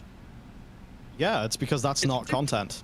Like, I would contend that that's not content. It's like, I think about Korthia, some of the stuff people do with rares, and in my head, Korthia is like a bunch of seasoning but no meat. In that, I feel like there should be a lot, a lot more there. Korthia is the same exact shit we've been getting since a MoP. It's arguably not as good as Timeless Isle, or as good as the Isle of Thunder, but it's essentially just that, right? You get a new currency, you earn, use that currency to upgrade stuff. There's a bunch of secrets in the environment, etc., etc., etc. I actually think Korthia is much better than something like Nazjatar, because Nazjatar was fucking unbearable until you got flying. It was fucking unbearable until you got flying. It was huge. It was obnoxious to navigate. It was just awful. Korthia is tiny, and it's designed to be navigated just on a ground mount. And I think that alone makes it less obnoxious to travel. Hold on. I just got an item that is a shield for my rogue. I guess maybe that rare example that Asmongold gave is only about rares, maybe not about these chest items. I don't know. Regardless. I don't really view Korthia as like some hideous misfire. It's the same shit we've been getting forever. It's might not have the depth of Mechagon, for example, but it's kind of like Mechagon and Nazjatar had a baby, right? Where you have like the artifact or relic research currency, which I actually like. I actually like that currency. I like how it's not time gated that much, which makes it more fun to get. I like the different items and stuff. It just, I don't know, it's satisfying to me. But like, But yeah, in general, it's very mediocre. It's very mediocre. It's a daily hub. I don't think daily hubs have ever not been mediocre. Even to me, time walking or timeless isle was like the least mediocre of those. But like even then, it's a daily hub. You go there, you do your daily, and you leave, and you sometimes run into a rare. If you're someone who wants to farm a mount, you have mounts to farm. Okay, same, right? Okay, cool. I actually think they did some cool stuff with some of the rares, like by giving them cool spawning conditions and stuff like that. I think that's something they had previously, but it seems like they really kind of get it in Korthia a little bit more. I don't mind Korthia, man. It's fine. I don't mind. The dailies in Korthia are literally like 10 minutes of content. It's so minute and so minuscule that I don't even have a chance to get annoyed with Korthia. And if your argument is, well, that's not enough content, my argument is, I don't care. I don't want there to be Miss Pandaria levels of daily content. I don't want there to be 6 hours of dailies per day. Dailies are boring as fuck. I don't want to do quests while I'm playing World of Warcraft because quests are not what's fun about WoW most of the time, right? I don't want to do that. It's boring. So I'm fine. I really am fine with Korthia just existing as a place I go 10 minutes per day while running keys with my friends and doing raids. If you want to get that stuff from content, I mean, you could develop a wrap around it. You could develop some sort of various things they've done in the past. Of course, they could do new things as well. There is one thing that interested me, though. Do you feel that for mounts? In what way? Well, I mean, they've kept on rewarding you with mounts for so many years now. Are you still excited about getting new mounts? I mean, like, it depends on the mount. But, like, overall, no, not as much as I used to be, right? I mean, like, getting your first, like, 50 or 100 mounts is way a bigger deal than getting your 500th mount. And this is a problem, like, I genuinely think it's a problem with the game in general. Because in WoW's reward structure, there's just so much bloat. Like, whenever you only had Ashes of Alar was fucking awesome. But now whenever you have Invincible, the pure... Hot take, they should remove transmog. I think transmog is cool, but man, playing TBC again, like, it really made me value, and Classic, made me value a lot of things in World of Warcraft that I have never thought of valuing before. Running around a world where everyone is just equipped with what they have, rather than, like, their tier 3 knack set, is so fucking cool. Like, just seeing people with gear they earned is awesome. Especially since the gear in those expansions was far more memorable than gear in retail. Like, man. Like, transmog is like a blessing and a curse. The idea of collecting stuff is really cool, and I really like that people have this opportunity to do that, and I like doing that. But, like, there's so much value to me to just kind of, like, there's so much value in having a situation or a environment where everyone still feels of the world, and within the canon of that world. Like, the canon is, Kel'Thuzad dropped the tier 3 in Naxxramas, and that is not current content. So running around in that gear would be like equipping out something that's old, and now you're equipping the new stuff. And don't get me wrong, I like my current gear. I look spiffy, in my opinion. I mean, Asmongold, rate my transmog. I mean, I look pretty cool. Like, look at me. I'm over. Fuck. I just really fucked up. Here I am. Look, I look pretty cool. I mean, look at me. My character's name is Akimbo Bimbo. I have 2 weapons. I'm a rogue. Artifact weapons. Some of that Legion tier. I look pretty fucking cool. I like that. I like that about my character. But I would rather just look like a fucking idiot with my stupid Orboss gear. Like, if I looked like this, like what I have like this, man, and if everyone also looked like this, I would probably enjoy the game more. Just like, you know, like, I don't know. Pureblood Firehawk and 8 different storm mounts that look better, and then there's also the purple version from the Cataclysm Guild vendor, and there's 15 other versions of the mount too that look way cooler. Your Ashes of Alar is comparatively not as special because you're not as unique anymore. And I would have loved to see Blizzard with BFA. This is like my dream, was that if BFA had done some sort of like ship expansion where you could actually go out on an island expedition and you could augment your ship. You could change your ship. Or what if they had a mount? You know, like in The Witcher, whenever you could ride around with like the Griffin head or something like that. What if that was Anixia's help? And you could like have these like base mounts, like a base horse or a base wolf. And you could augment these mounts based off of different achievements or accomplishments you have. Like that would be so cool.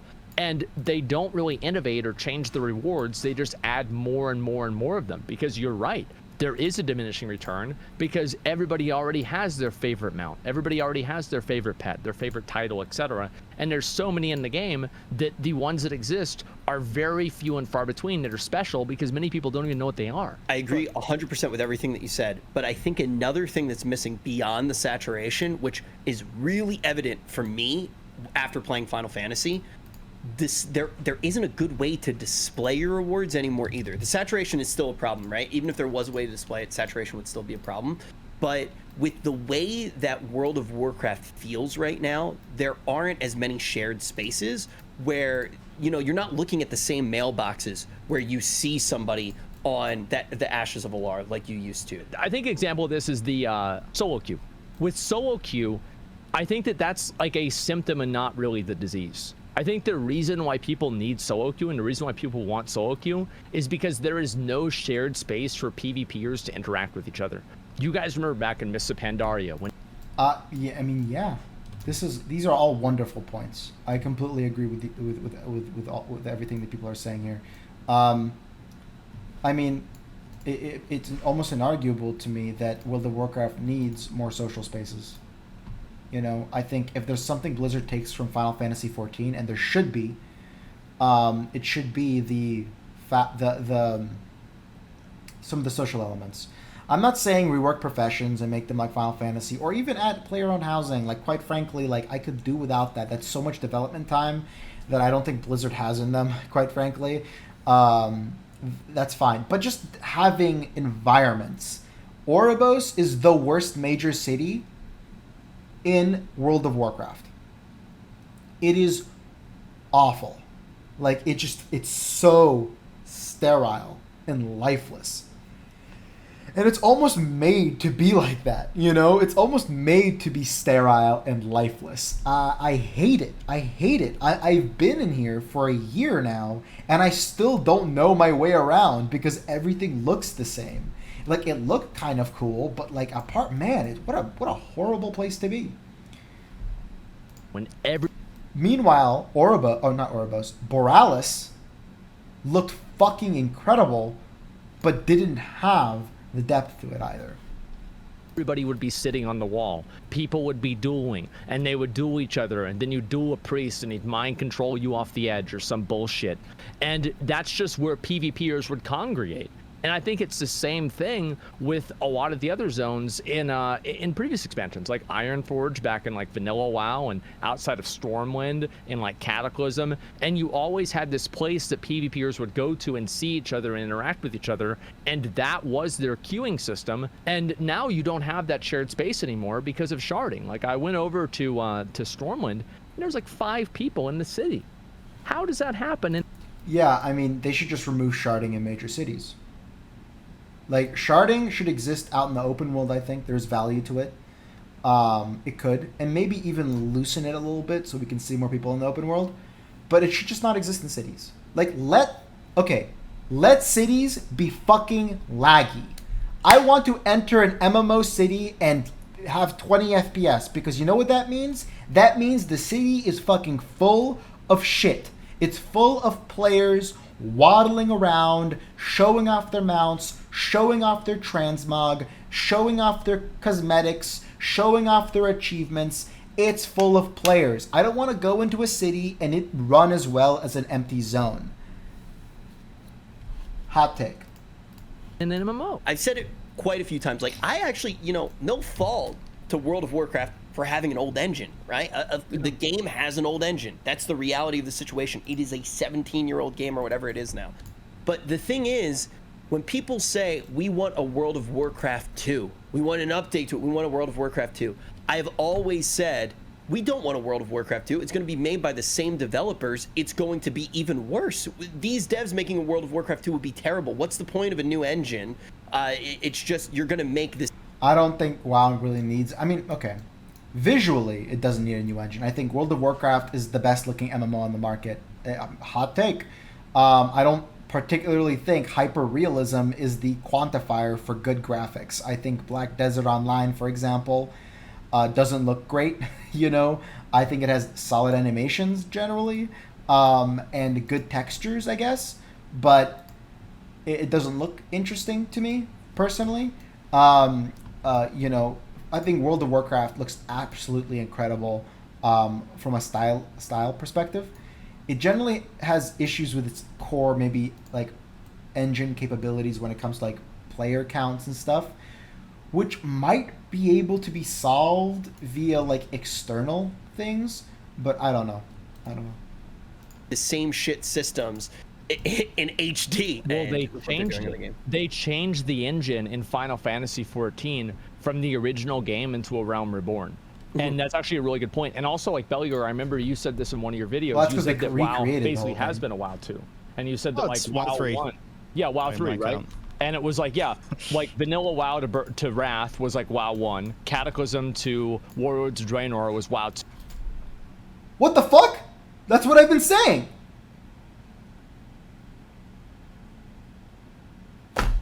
Aw, shit. Ah, fuck.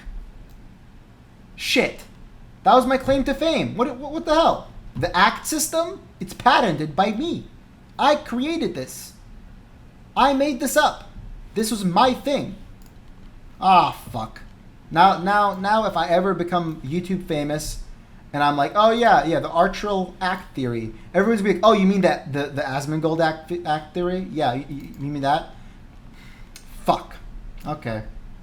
2 and Legion to now is WoW 3, and I think that's true, right? Because each of those expansions was a huge breakpoint in quality and a huge breakpoint in fidelity and just like everything in the game was massive.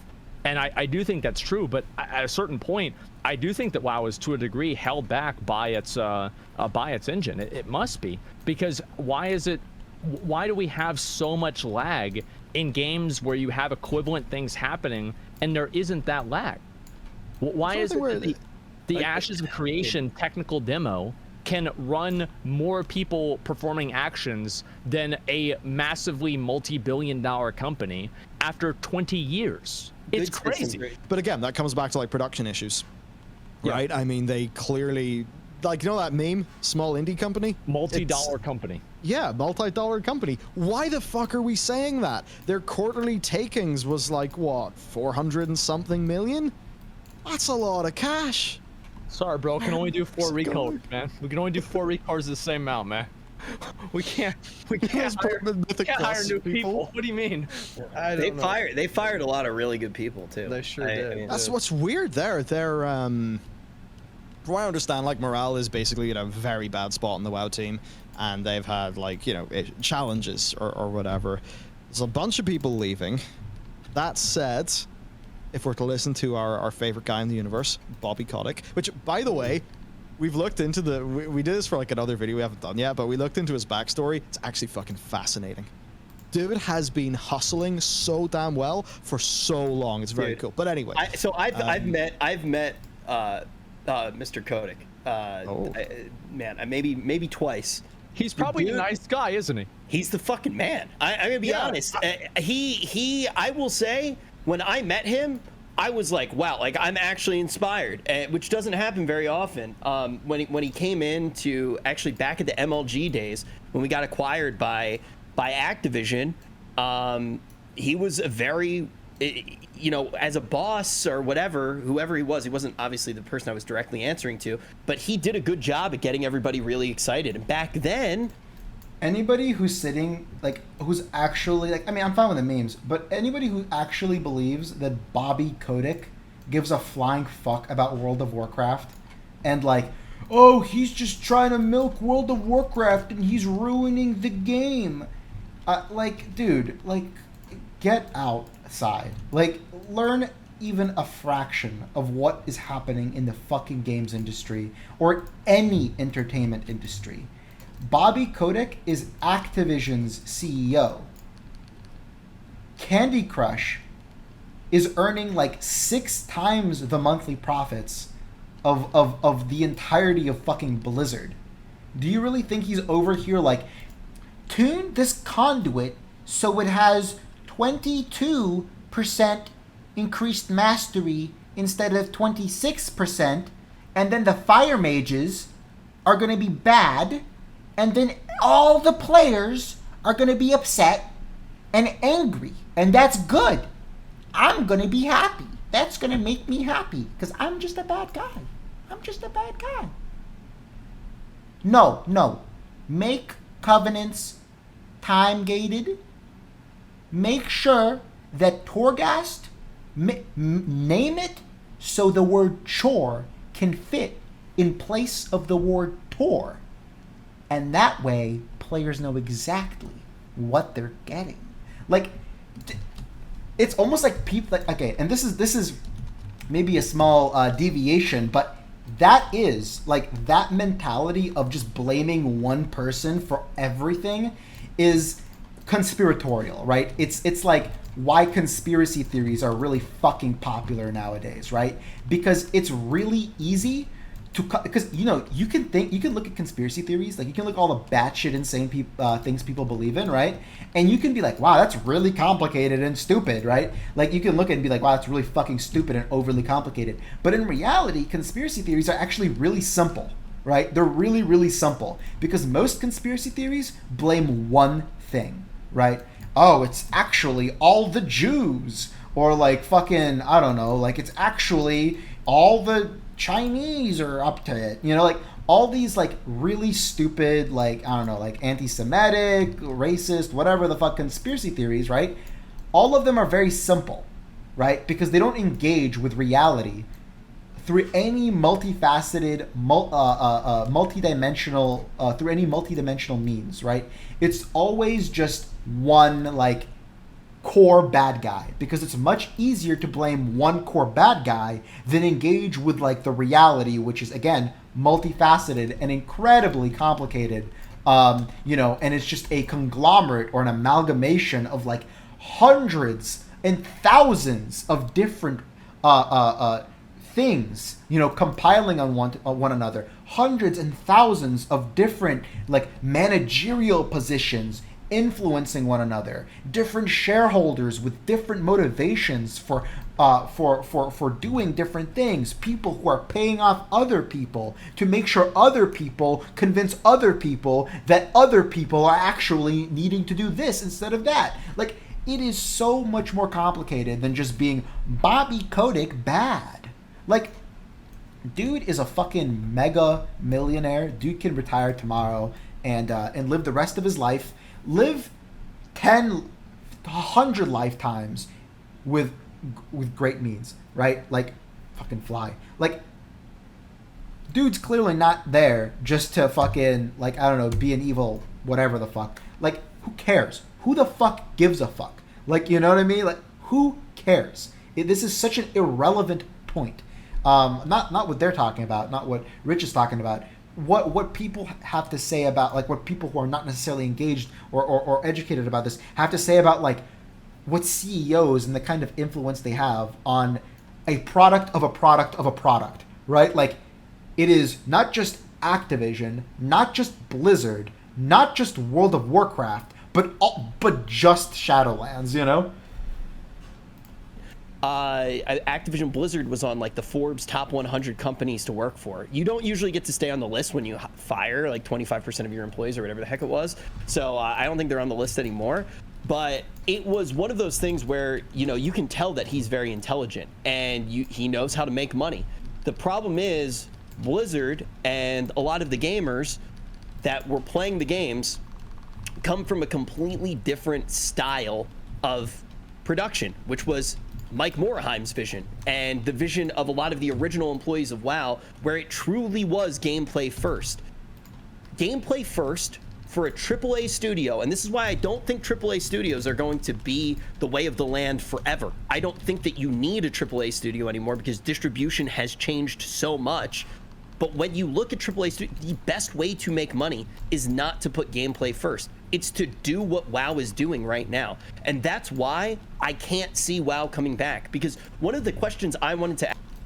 This is interesting. I'd love to talk to Rich about this, because I do actually kind of disagree on some points. I'm not going to engage with all of them now because this is kind of off topic for me. But like, I don't think I actually think it's not to be like sitting here like I actually know more than the investors. I don't, right? But like, I think investors, stockholders, shareholders, CEOs, these are our CEOs who are trying to please the shareholders. These are people who are not looking at the long term often. They're not, right? Because the system, the situation, the way the market is built right now is seasonally, quarterly, right? Which is technically seasonally, like, which is maybe why Blizzard and the entire World of Warcraft is built seasonally. But yeah, it's built seasonally, which means that they are begotten to the season that is upcoming, which means they need to have great results. And those results need to be great exponentially. There needs to constantly be growth. So they're pushing out content that is prioritizing growth, which I'm sure Rich and Asmongold and Bellular would agree with me on. But the situation here isn't that, the vision has changed necessarily. Just the leader, like just the style of man. It's not that the vision has changed. It's that the structure of the company has changed. They're just begotten by different things, and that's not based on a vision. There are, like, Ian, for example, most likely has a vision for World of Warcraft that's not retail WoW. And I guarantee you that his vision for World of Warcraft is probably better than retail WoW, because let's be real here, guys, he's very similar to a lot of us. He's been playing this game for a long time. He obviously enjoyed the game back in the old days more, because that's most people who've played since the old days. And he probably would want to return it in some ways to the way it was back in the old days. Let's be real. Like, let's be honest. He probably has a different vision. He just doesn't have the opportunity to exact that vision because, of course, he doesn't, right? The infrastructure has changed. I don't think it's a vision thing. It's a structural thing. Ask you, over the past 5 years, Bellular, is what would you do to change WoW? And I know no matter what you say, it will not make as much money as pumping out an expansion with new features that aren't tested. Like, maybe. I think Blizzard took a huge risk with Legion. They essentially dumped a WoW expansion. Like, they fucking dumped Warlords of Draenor. Good, by the way. They should have. They dumped it in favor of working on Legion, and they threw all their eggs into the Legion basket. This, believe it or not, was an incredibly risky move, because if Legion failed, that would be 2 failures in a row, and that would not look good. Like, World of Warcraft could be in a far worse position if that was the case. Lower budgets, less trust in their employees, etc. So,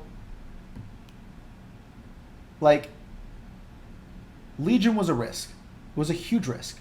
And it paid off. I think all Blizzard needs to do is take another risk like Legion. Give more time to 10.0. 10.0 is a great time to do that, because 10.0 is like it's almost like a monumental moment for World of Warcraft. This is 10 patch cycles in. That's insane. This is a huge moment. And I'm including the alpha patches, right? The 0.1, 0.2, 0.3 patches. Like, That is such an incredible achievement, and Blizzard needs the time to exact it. It needs that time. And part of me, the copium in me, believes that that is why 9.1 was so delayed. It's not because of the Shadowlands delays, which it probably was why, but the copium, maybe it's because they pivoted to the next expansion to make it great like Legion. And Legion was a huge fucking risk. Like, Legion was a huge fucking risk. And so I don't really think that is always holds true, right? That's them going out of the way to create something different with Legion, to essentially reboot the game in some ways. As they said, it's almost like a new game. And we're going to see that another one of those reboots, by the way, next expansion. Quote me on that. That's the Arctural Act theory, not the Asmongold Act theory, by the way. Okay? It's my idea. I came up with it. Give me credit, okay? I need the credit. The dude's a millionaire. I am over here ranting to 50 subscribers. Give me credit. Jokes aside, like, it's hard to say. Because that gets box sales. You see a new thing and you go, wait, this might be good. Let me try it. They put the new shiny toys on there on the box to get people to buy it. Who cares if they suck? You already spent the money on the box. And then you want this fucking mount? You're... Again, like, this might work with, like, a buy-to-play game, but WoW is a subscription-based game. The majority of the profits Blizzard makes is not from their initial sales. Like, that's $40. That's like barely 3 months of subscription. You know? It's not that. They're banking on players staying subscribed for 2 years. You know? If a Blizzard expansion is worth $60-70 million, they can recuperate that, but that's maybe not including the marketing budget, right? And that was probably major, right? And also the content budget as they release new content. You buying the expansion means far less than you think. It is the subscription numbers after the expansion launch. You're trapped for 6 months. Ha ha ha ha ha. They laugh their money to... Again, the mount is the subscription. The mount is the subscription. It's not separate from the subscription. It's not like you buy the mount. It's not like you buy the subscription and then also buy the mount. If you want to subscribe, you get the mount. You're saving money if you're looking to play for 6 months. Yes, it does pad the numbers. Yes, it does. And it does kind of prey on people who want the mount. But it is not some, like, the crazy, deceitful, like, Omega Galaxy brain way to screw people up. Like, it's just not, man. Like, this is... Like, that to me is not true. That is not true. Because the mount doesn't cost anything. It's just the subscription price. Which you'd be paying anyway if you were going to play the game.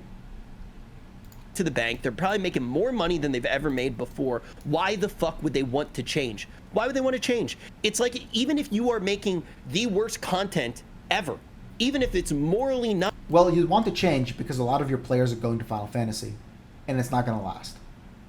That's what you want to change. Which is why what I said initially holds true. If you don't like Blizzard and you want to be spiteful as fuck, go play Final Fantasy 14, or at least give it a shot.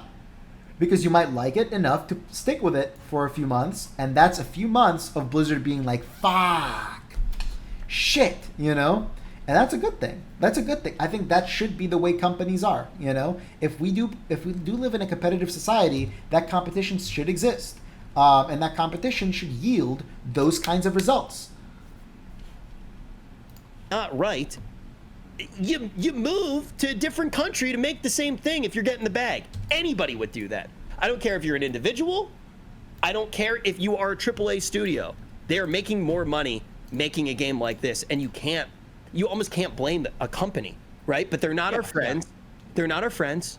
We shouldn't be Blizzard gamers anymore. They are a company, and they are doing what they can to grab the bag. I agree with them. I obviously agree with them. Obviously, companies aren't your friend. But it's just, it feels like that's exactly the attitude people have towards, like, Final Fantasy 14, right? Like, whatever. I'm not going to get into it. Because I don't want to come off as a Final Fantasy 14 hater. Like, I'm really, like, I have criticisms of the game. My friends are well aware that I have criticisms of the game. But, like, I'm not like over here being like it's a bad game. I think Final Fantasy 14 does tons of things better than World of Warcraft, but like it does it like it's weird. I don't know if Rich does this personally. I think what he's saying is actually very, very true. I think he's on point, but like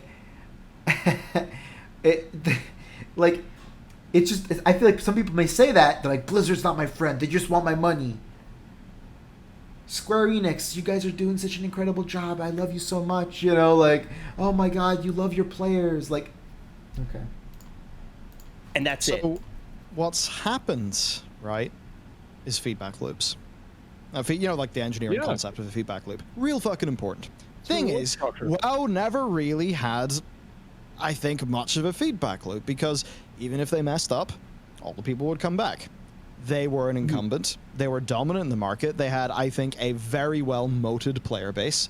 Moated basically, being like that, kind of the defenses around the player base. And it's one of the reasons why FF won't completely kill WoW, because a lot of people want the WoW style of fantasy. So they were this incumbent for the longest time, to the point where they basically never felt the sting of their losses. And that basically means that there was less of an incentive to, I think anyway, less an incentive to deeply engage with, with issues. And I think this is something that has happened more and more and more as time has went on. Because I think it's one of those things, right? If you try to objectively say, Wrath of the Lich King versus, a new expansion, it's a bit of a pointless statement because they're all products of their time. And what matters is how good they were in comparison to everything else. So it's that thing where, right now, in the past, they were doing their thing the best. Right now, they have made the game smaller and smaller and smaller. I think. You could say maybe more focused, but it is that very gameplay-oriented, sort of top-end progression content. There's not as much room for the transmoggers, the RPers, the collectors, things like that. And there's not... Well, that's because Blizzard is completely complacent and reliant on their old content, right? They kind of really came up with a funny solution to creating content for transmoggers and collectors, because that content is just the progression raiders' old content, right? Like, oh, BFA, you didn't raid in BFA. Well, yeah, you're not a raider. Have fun farming it. What's baffling to me is that they fucking make transmog unbearably annoying to get. Like, you go into BFA and you get, like, 3 items from clearing a really obnoxiously annoying raid. Like, ugh. It's a lot of new, what would you say, massive engineering projects going into giving you guys cool new features you really care about. Like, let's just say they're like, hey there, Asmongold. Tintable armor, you get to unlock the dice, and you get a whole bunch, like, a whole new system. But not, it's not some big new content thing. It's just something that fundamentally stands to WoW forever. So basically our issue is games got more focused over time. Other things in the market have been bubbling up and bubbling up and bubbling up. And I think with WoW, it just finally got to the stage where they had accumulated enough thematic losses. I think saying thematic is super important because, humans, we recognize patterns and, we feel themes emotionally, right? And when the theme, the underlying theme of the WoW team's mistakes has been kind of consistent in spite of player feedback, then people start to look elsewhere. And I think your big difference is that Final Fantasy XIV has finally reached a stage where, off the back of Shadowbringers, it's just fucking incredible. And we're finally at that stage where World of Warcraft, I think, is going to have a viable feedback loop because there is viable competition. Like, and PvP MMOs were... Yeah, like a PvP MMO was... Crowfall was never going to take out World of Warcraft, right? I don't even think Ashes of Creation would be taking out World of Warcraft for what modern WoW is. But what FF14 is big theme park MMO. It's a different flavor of the game WoW's playing, but it is the same game, and it's really fucking good. So finally we have the feedback loop. So I think that just means that whatever, pressure, Blizzard are actually going to feel it. I think we're finally at the stage where they're going to feel their losses. I mean, we and they should. They should. Yeah, they should. We've been doing preliminary work looking into basically just a bunch of participation metrics. And like one of the things I saw was Mythic Plus, and I'm fairly sure that the first week of Season 2, saw less Mythic Plus participation than Season 4 of BFA, which is like late into an expansion. That's fucking spooky, dude. That's very bad. That shouldn't be happening. I mean, I do want to say too, and this is coming from somebody who probably loves Final. Maybe that's because the fucking mount that they included is literally just a different tint of the same mount. It's not even a recolor. It's just fucking slightly brighter. Like, consider actually, if Mythic Plus is a fucking system you're drawing your players in, if it is a parallel progression to raids, if it is something that you want people to spend 2 years doing, then fucking work on it. Don't just add one affix and call it a day. You spent 8 months working on a fucking dungeon that's not even a part of the main dungeon experience in World of Warcraft. Tazavesh is fucking pointless. Like, what a bunch of fucking morons who are greenlighting this dumb fucking bullshit. You know, it's like you have a cash cow with Mythic Plus and you have put the most minimal humanly possible effort into it. Like, you added 3 affixes and a seasonal affix. That is all you did. You didn't even scale the dungeons properly most of the time. There are more people doing Mythic Plus than raiding right now. Most likely. Right? Most likely. And yet the amount of effort you put into raids is 10 times more than any Mythic Plus. Ever. And it's been 3 expansions of Mythic Plus. Get your shit together. I would take a lack of the existence of Korthia if it meant what happened with Mythic Plus is every dungeon got an entirely new list of items to earn. Instead of inscrutable quantum device, you get completely new trinkets to earn and new weapons, and the weapons are thematically connected with the seasonal affix. And you know what else? Tier sets that are only earnable through mythic dungeons. Mythic dungeon tier sets. And those are released in tandem with raid tier sets. And sometimes the mythic ones are better than the raid ones. And you know what? Who fucking cares? Because that's a lot of stuff to work for, and that's a lot of stuff for people to have fun with, and that's a lot of stuff for people to experiment with. Maybe one of the tier sets is better for AoE while the other one's better for single target, and vice versa. Like, you can do a lot of really cool stuff there, and instead you get Korthia and you get a new seasonal affix. And the seasonal affix is good, but there are players that probably don't get deep into Mythic 10s. Final Fantasy right now more than most, right? I love the game. It has the biggest advantage ever right now. Like, imagine if the tables were turned and Final Fantasy was king right now, or had been king for a really long time, and we were going back to World of Warcraft, and you had all of Classic, all of TBC, all of Wrath, and all of these things to play through.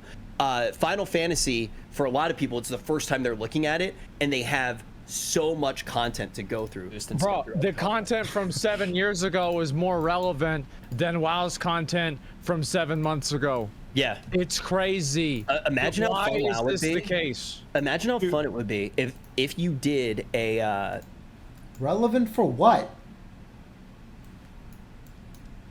Again, maybe I'm going to make a fool of myself here, but you're not getting current content from level 50 or 60, right? 60? Level 60 extremes. Well, what do they mean by relevant? Like relevant for leveling? Or if someone knows the answer to what they mean, please let me know, because I am confused by this point. I don't understand the concept of relevance when all it means is that you can do it while leveling or do it for like transmog or a mount, because you can literally do that with World of Warcraft too. I guess it's like you don't scale down, so it's a bit easier. Maybe is that like the point? I don't know. I don't get the point that well, to be honest. I kind of maybe my experience with Heaven's Word, which is when I played Final Fantasy more so, wasn't what it is today, and that's perfectly fine. You know, I'm not here to tell you guys how Final Fantasy actually is. I really don't know. a time walking dungeon, and if time walking was relevant, and you actually got to play the old rotations, and like you got to play. No, that's nothing like that. Like, I don't think you're playing the old rotations in Final Fantasy XIV.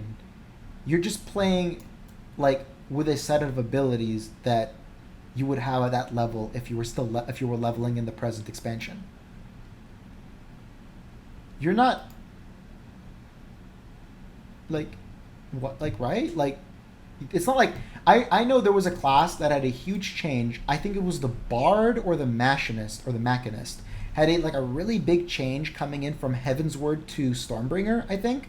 And I don't think if you go back and do Heavensward raids that like scaled as one of those the class that had the change, that that you would be doing it with the old version of the class, right? Like, that is that what it's like? Because if that's what it's like, that's pretty fucking cool.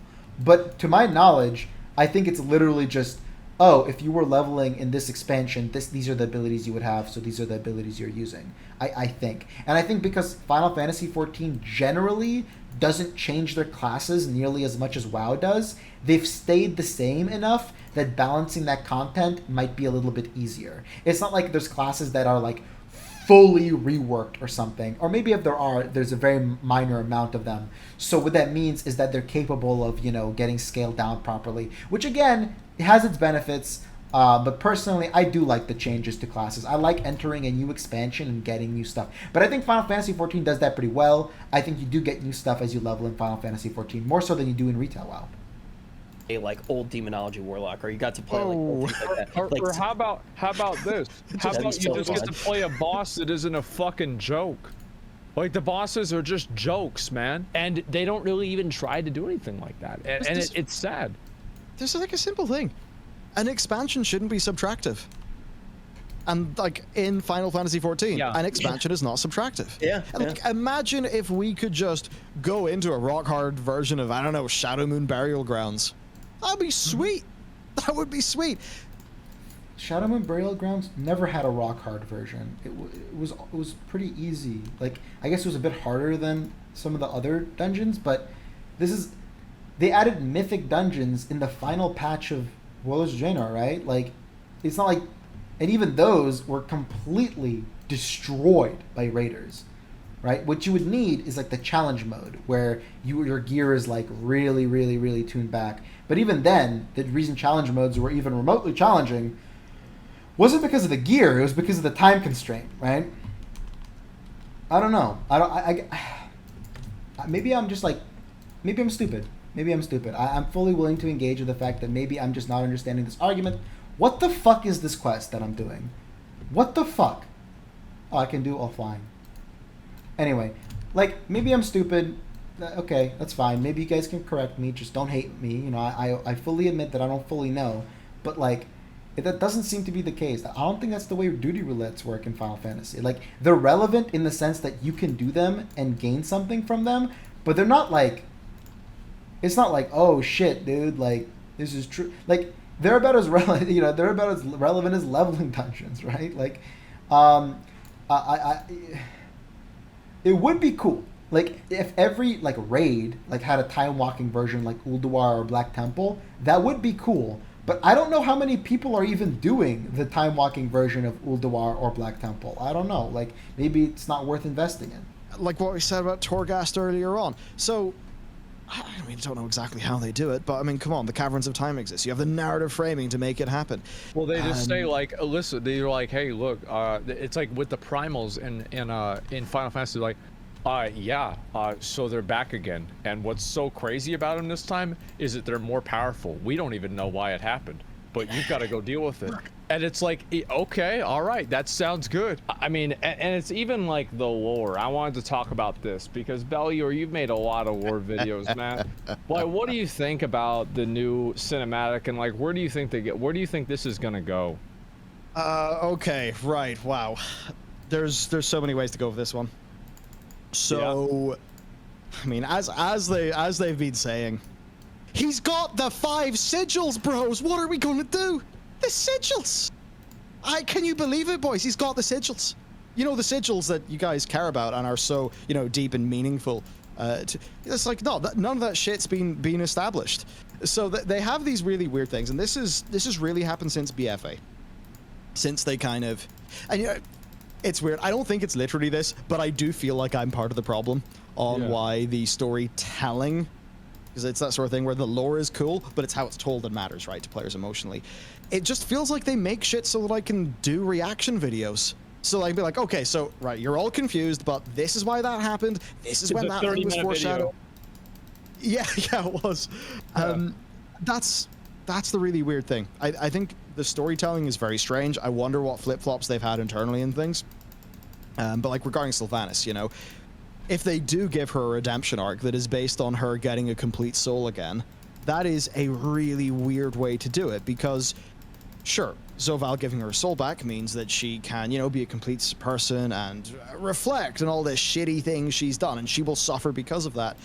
But I feel like that's a bit of a cop-out getting us a complete Sylvanas. I think it would be way more interesting if Zovaal was like, oh yeah, you betrayed me, here's your soul, I was going to give it back to you, but fuck you, it's destroyed. Now Sylvanas has realized that the reason why she's been, you know, a little bit moody for the last 20 years or whatever, or whatever, however many years, is because, you know, now she realizes what's happened to her soul. And maybe her new arc is that she actually has to work for what she's going to get and earn it. So there's like... I don't particularly care about the World of Warcraft story. Generally, all it means to me is that it dictates what zone we're going to and what zone we're in, and that's generally cool. I do like the aesthetics of the zones, but I don't care about the World of Warcraft story. I don't really care about MMO stories at all, which is why, you know, maybe Final Fantasy didn't appeal to me while I was leveling, because I don't care about that. But like, you know, I do have opinions on the way the story is delivered, I guess. I don't like it. I don't like the way... I don't like that World of Warcraft has progressively made more linear content. It's not interesting to me. I don't like the hub-to-hub questing zones and all this stuff. It just really, really, really isn't interesting to me at all. And I really wish that there just was more to it than just that, but... Yeah. Like, little storytelling things there. I mean, storytelling, right? Like, books. You know, why is it that we're waiting for World of Warcraft Sylvanas, the novel that will come out in February 2022, to get the full picture, right? Like, no, you tell the story in-game. Like, FF14 does have its version of this. The only time I ever enjoyed... It doesn't matter in FF. The only time I ever enjoyed the World of Warcraft lore was watching Noble's channel. I watched a lot of Noble's channel, and that made me love the lore a lot. And then the only other time I read Chronicle. Imagine me reading a book. I read Chronicle. I read the first one of Chronicle, and it was really fucking good. Never did I really feel the story the same way that I could with, like, you know, Final Fantasy, for example. And you look at a lot of the characters and the depth that they actually have. I mean, I'm not going to say anything, like, too crazy, because I know you guys are behind me in the story. But when I look at, like... You look at, like, Garrosh, and Ruban, after being on stream for, like, 1 minute, is just cooler than Garrosh. Like, I think Garrosh is an exception. I think Garrosh is fucking awesome. He's a bitch. I think that the one cinematic that Garrosh... I think the one cinematic that Garrosh got at the end was absolutely fucking perfect. They finally let him out, and he said, fuck you, fuck the jailer, fuck everybody, I'm gonna blow myself up. And like, the little I did pay attention to the Final Fantasy XIV story, I did not get invested in it at all. I just don't like the presentation of the story at all, right? You know, and there are things, again, it's scary to criticize Final Fantasy XIV because a lot of people that play the game are really defensive of the game, but I didn't enjoy it because generally that kind of storytelling doesn't interest me as much, which is to say, like, very cutscene driven, like, reading through, like, dialogue like kind of storytelling. It just doesn't interest me. Like, that's not to me, that's not what a game is, right? where it's just like watching a cutscene and then clicking the continue dialogue option. Like that to me is not interesting, and I didn't really get that anything more from Final Fantasy 14. You know, there are games out there that have exceptional storytelling. I just don't think that people would agree with me with what those games are. Like to me, for example, Dark Souls is like the pinnacle of video game storytelling because it's one of the few games that actually utilizes its medium to tell a story rather than just try to mimic like other mediums through whatever means it can, and then like just throws you into the open world and it's like, okay, do your gameplay, and then come back, and then you will take all control away from you, and we'll give you a cutscene, and then we'll explain everything to you, and then go do the gameplay again. That kind of storytelling doesn't interest me, which is why storytelling in games generally doesn't interest me that much. I'm much more about the gameplay, so I can't really comment on this. And that was it. Like Garrosh went out like a pimp. And honestly, like 9.1 is an improvement over Shadowlands. As I said, I think that the Torghast stuff is good, but they've just got so far to go. And like, I am so exhausted about restarting the beta process for every expansion. So yeah. Shadowlands, at the end of Shadowlands, it's gonna happen. If they can actually take what they learned in Shadowlands and take the systems that they developed and make them better in the next expansion, I'm gonna have a lot more confidence for the game, because I'm not gonna quit WoW. Like, there's no way I'm gonna quit WoW, but that doesn't mean that I'm not gonna be frustrated whenever I play it, or it doesn't also mean that I might play it a little bit less whenever there's other games that I can play instead. That's going to be it. Like, yeah, when when the main good thing is cool new raid, it's like, okay, now I'm going to get, I'm going to do some dungeons. New mega dungeon comes out, I'm going to do that. But it's like, yeah, if I'm just going to get curve, and then it turns out there's no cool new rep to go and do, or like truly new feeling thing, instead of just install Tomcat and handy notes and run around in circles. Like, yeah, I'm going to play another game outside of raid. Like, I'm going to acknowledge that they are some of the best encounter designers on the planet, and their raids are fucking excellent, but true. That's one game. That's like one small little game. Where's the one thing most WoW haters, fans, whatever, can say is that the WoW raids and the encounters are just like, it is so incomparable how good the WoW designers are. Like, I've tried to raid in every MMO that has raids, and there has not been a single MMO that like even did 1/50th of WoW raids to me. Like, it's just not even close in one way or another, right? Like, Final Fantasy 14 has elements that are great in their raids, but other elements just completely get overshadowed by WoW. Like, the idea of experiencing an enormous environment that's almost like a zone in and of itself is so quintessential to a raid, right? That Final Fantasy XIV's raids just feel kind of like arcade games. Like, you know what I mean? Like, they just feel like arcade games to me. It's just like you're on a little platform and you're fighting a boss, and then if you die, you kind of, the screen goes black, and then you respawn next to the boss, and you're like, try number 2. Like, it just feels like an arcade game. And then you go into Sanctum of Domination, and it's like a fucking enormous, like pillar tower that extends into the sky, and you enter the tower, and it's enormous, and you see like hundreds of enemies littering the different pathways, and you can pick which boss to go encounter, that each one has their own room and environment and setting and theme and dialogue, and that you can engage with all in one cohesive environment with little to no instancing within the zone itself. It's just unmatched. Like, it's unmatched.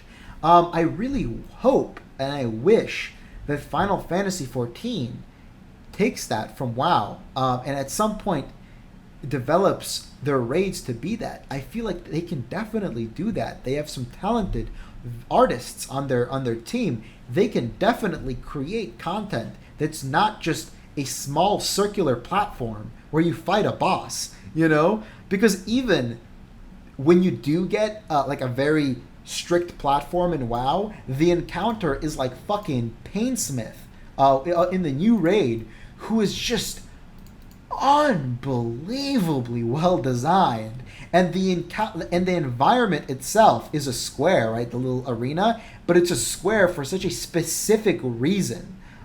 For the encounter, it's made for such a specific way. I mean, it's not even close.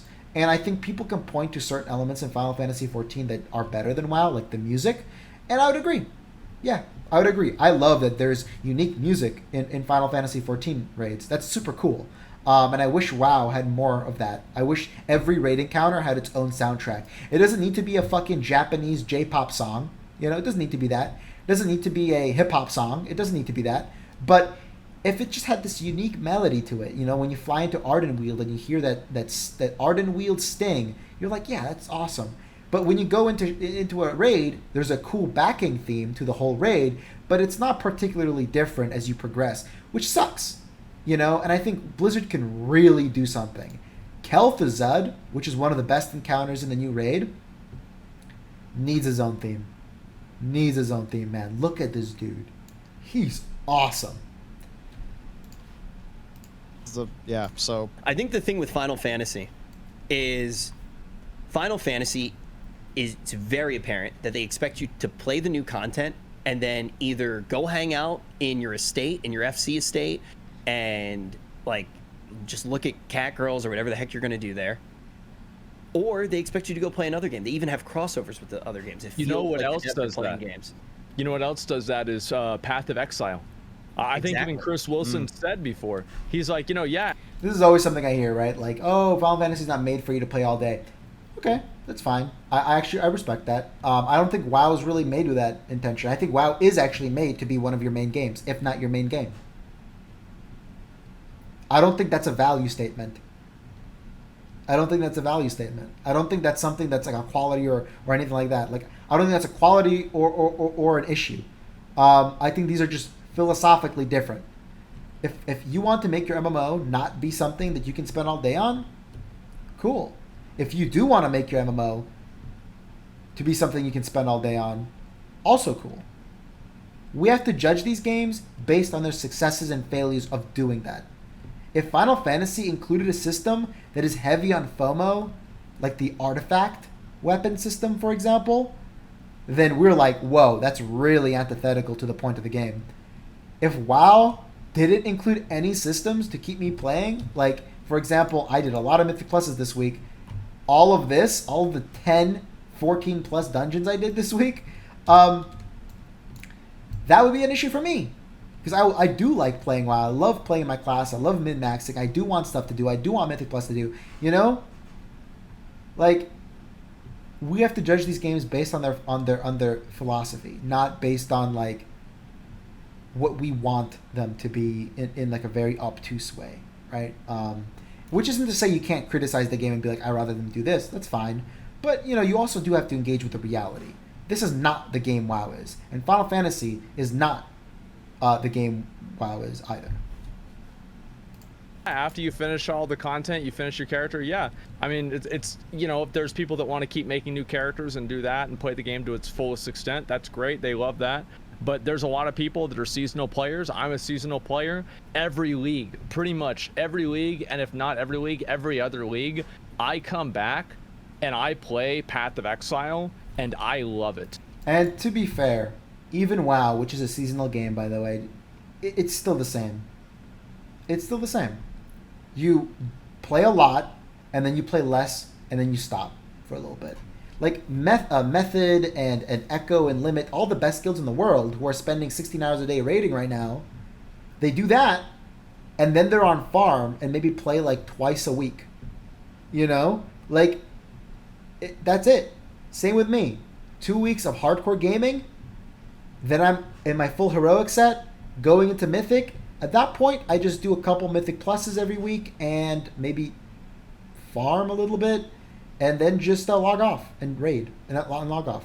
Like, I don't really understand how WoW is somehow different at all. I think there are certain elements that might be different, like certain reputation that takes forever to grind. which is a huge problem. I agree, it's a huge problem. But beyond that, I don't really see that in the core systems of the game. And sometimes I have to quit my stream over it because I want to play it so much. What game are you looking forward to, Bellular, more than anything? You know what? Shadowbringers and Endwalker. I've barely played. Yeah. I've barely played FF14. I'm not barely. I mean, like a few days, but time's been a bitch. There's a whole bunch of things going on here, but it's just nice having that much game to be driven to just fucking plow through, like, you know, to actually so play like it's back in the day. For other things, I mean, it's hard. I've slipped back into playing Shogun 2 Total War. It's one of my favorite games of all time. So I'd be very curious to see what these people think of Final Fantasy a year in. Again, I really hate how I'm coming off like a Final Fantasy 14 hater, but as someone who's actually played the game, like at its end game, I could, you know, that notion, right, of like having so much content. Obviously, that ends with the new patch. Like they even mention that, right? Like they talk about, oh, you can just leave when you're done with the content. Of course. So the fun is, of course, just playing a new MMO and actually knowing that it's a good MMO, which Final Fantasy 14 is. It's a good MMO. And it's nice knowing that you're playing a growing MMO that has good content that you will most likely enjoy and still having a lot to go through. That's, to me, like the synopsis here is, which is why I'm interested to hear what they say about the game a year down the line. Because I know, for example, a lot of Final Fantasy 14 people who are a bit disenfranchised with the game in some ways because they're like, well, there's just not enough stuff for me to do. It sucks going in every patch to do a new raid and then realizing it's only 4 bosses, getting through those bosses in 2 days, and just feeling like you never really have anything else to do in the game from a PvE standpoint. Like, I do get that as well, right? Clearly those people have a different, you know, want and need. 4? Oh no, it's like 2012, 2010, 2012. Okay. It's yeah, Shogun. Oh, dude, Shogun 2 is so good. Yeah, okay. So I've been like in my little happy corner, kind of siloed away from everything. Yeah, I mean it's mostly that. Like I'm mostly thinking about FF and now New World. You know what it is, right? Sort of thing, when you're so busy like working in the games industry, it's real fucking hard to get enough time to play games. It must be weird, right? Yeah, because like now you're actually like making your own games, and like you've got to think about making your own games rather than just playing. Yeah, see, I knew, right? Bellular's making his own stuff, so he knows what he's talking about. And that's what I was saying. Yeah. Games. That must kind of suck. No, it's like between my like games I really want to play for like that reason, because it stuff's similar genre to us, and man, yeah, it's really hard to find time to play games. I know. People will know more about why that is in first stage 1 month, and then in 4 months. When do you think we're gonna get a look at your new game? Yeah. Okay, so I can say that the initial plan, how to do this? We're not currently we are not self-publishing. Okay. So you can maybe put 1 and 2 together there.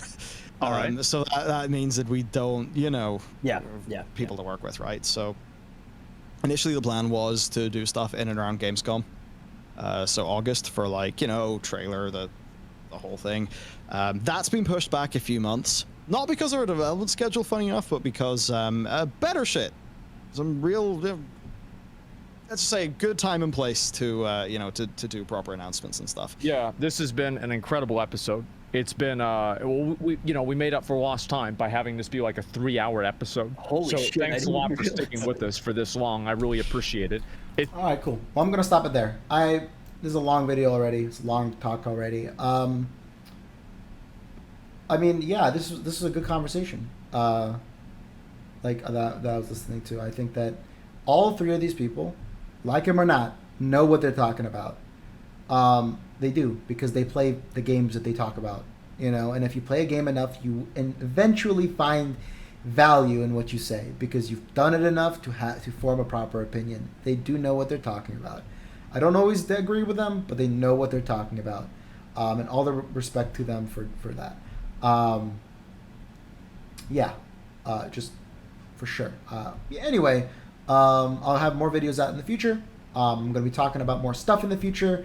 I have a doozy coming out as well, discussing this whole Final Fantasy 14 stuff. And if you enjoy this video, stick around. Thank you. Bye.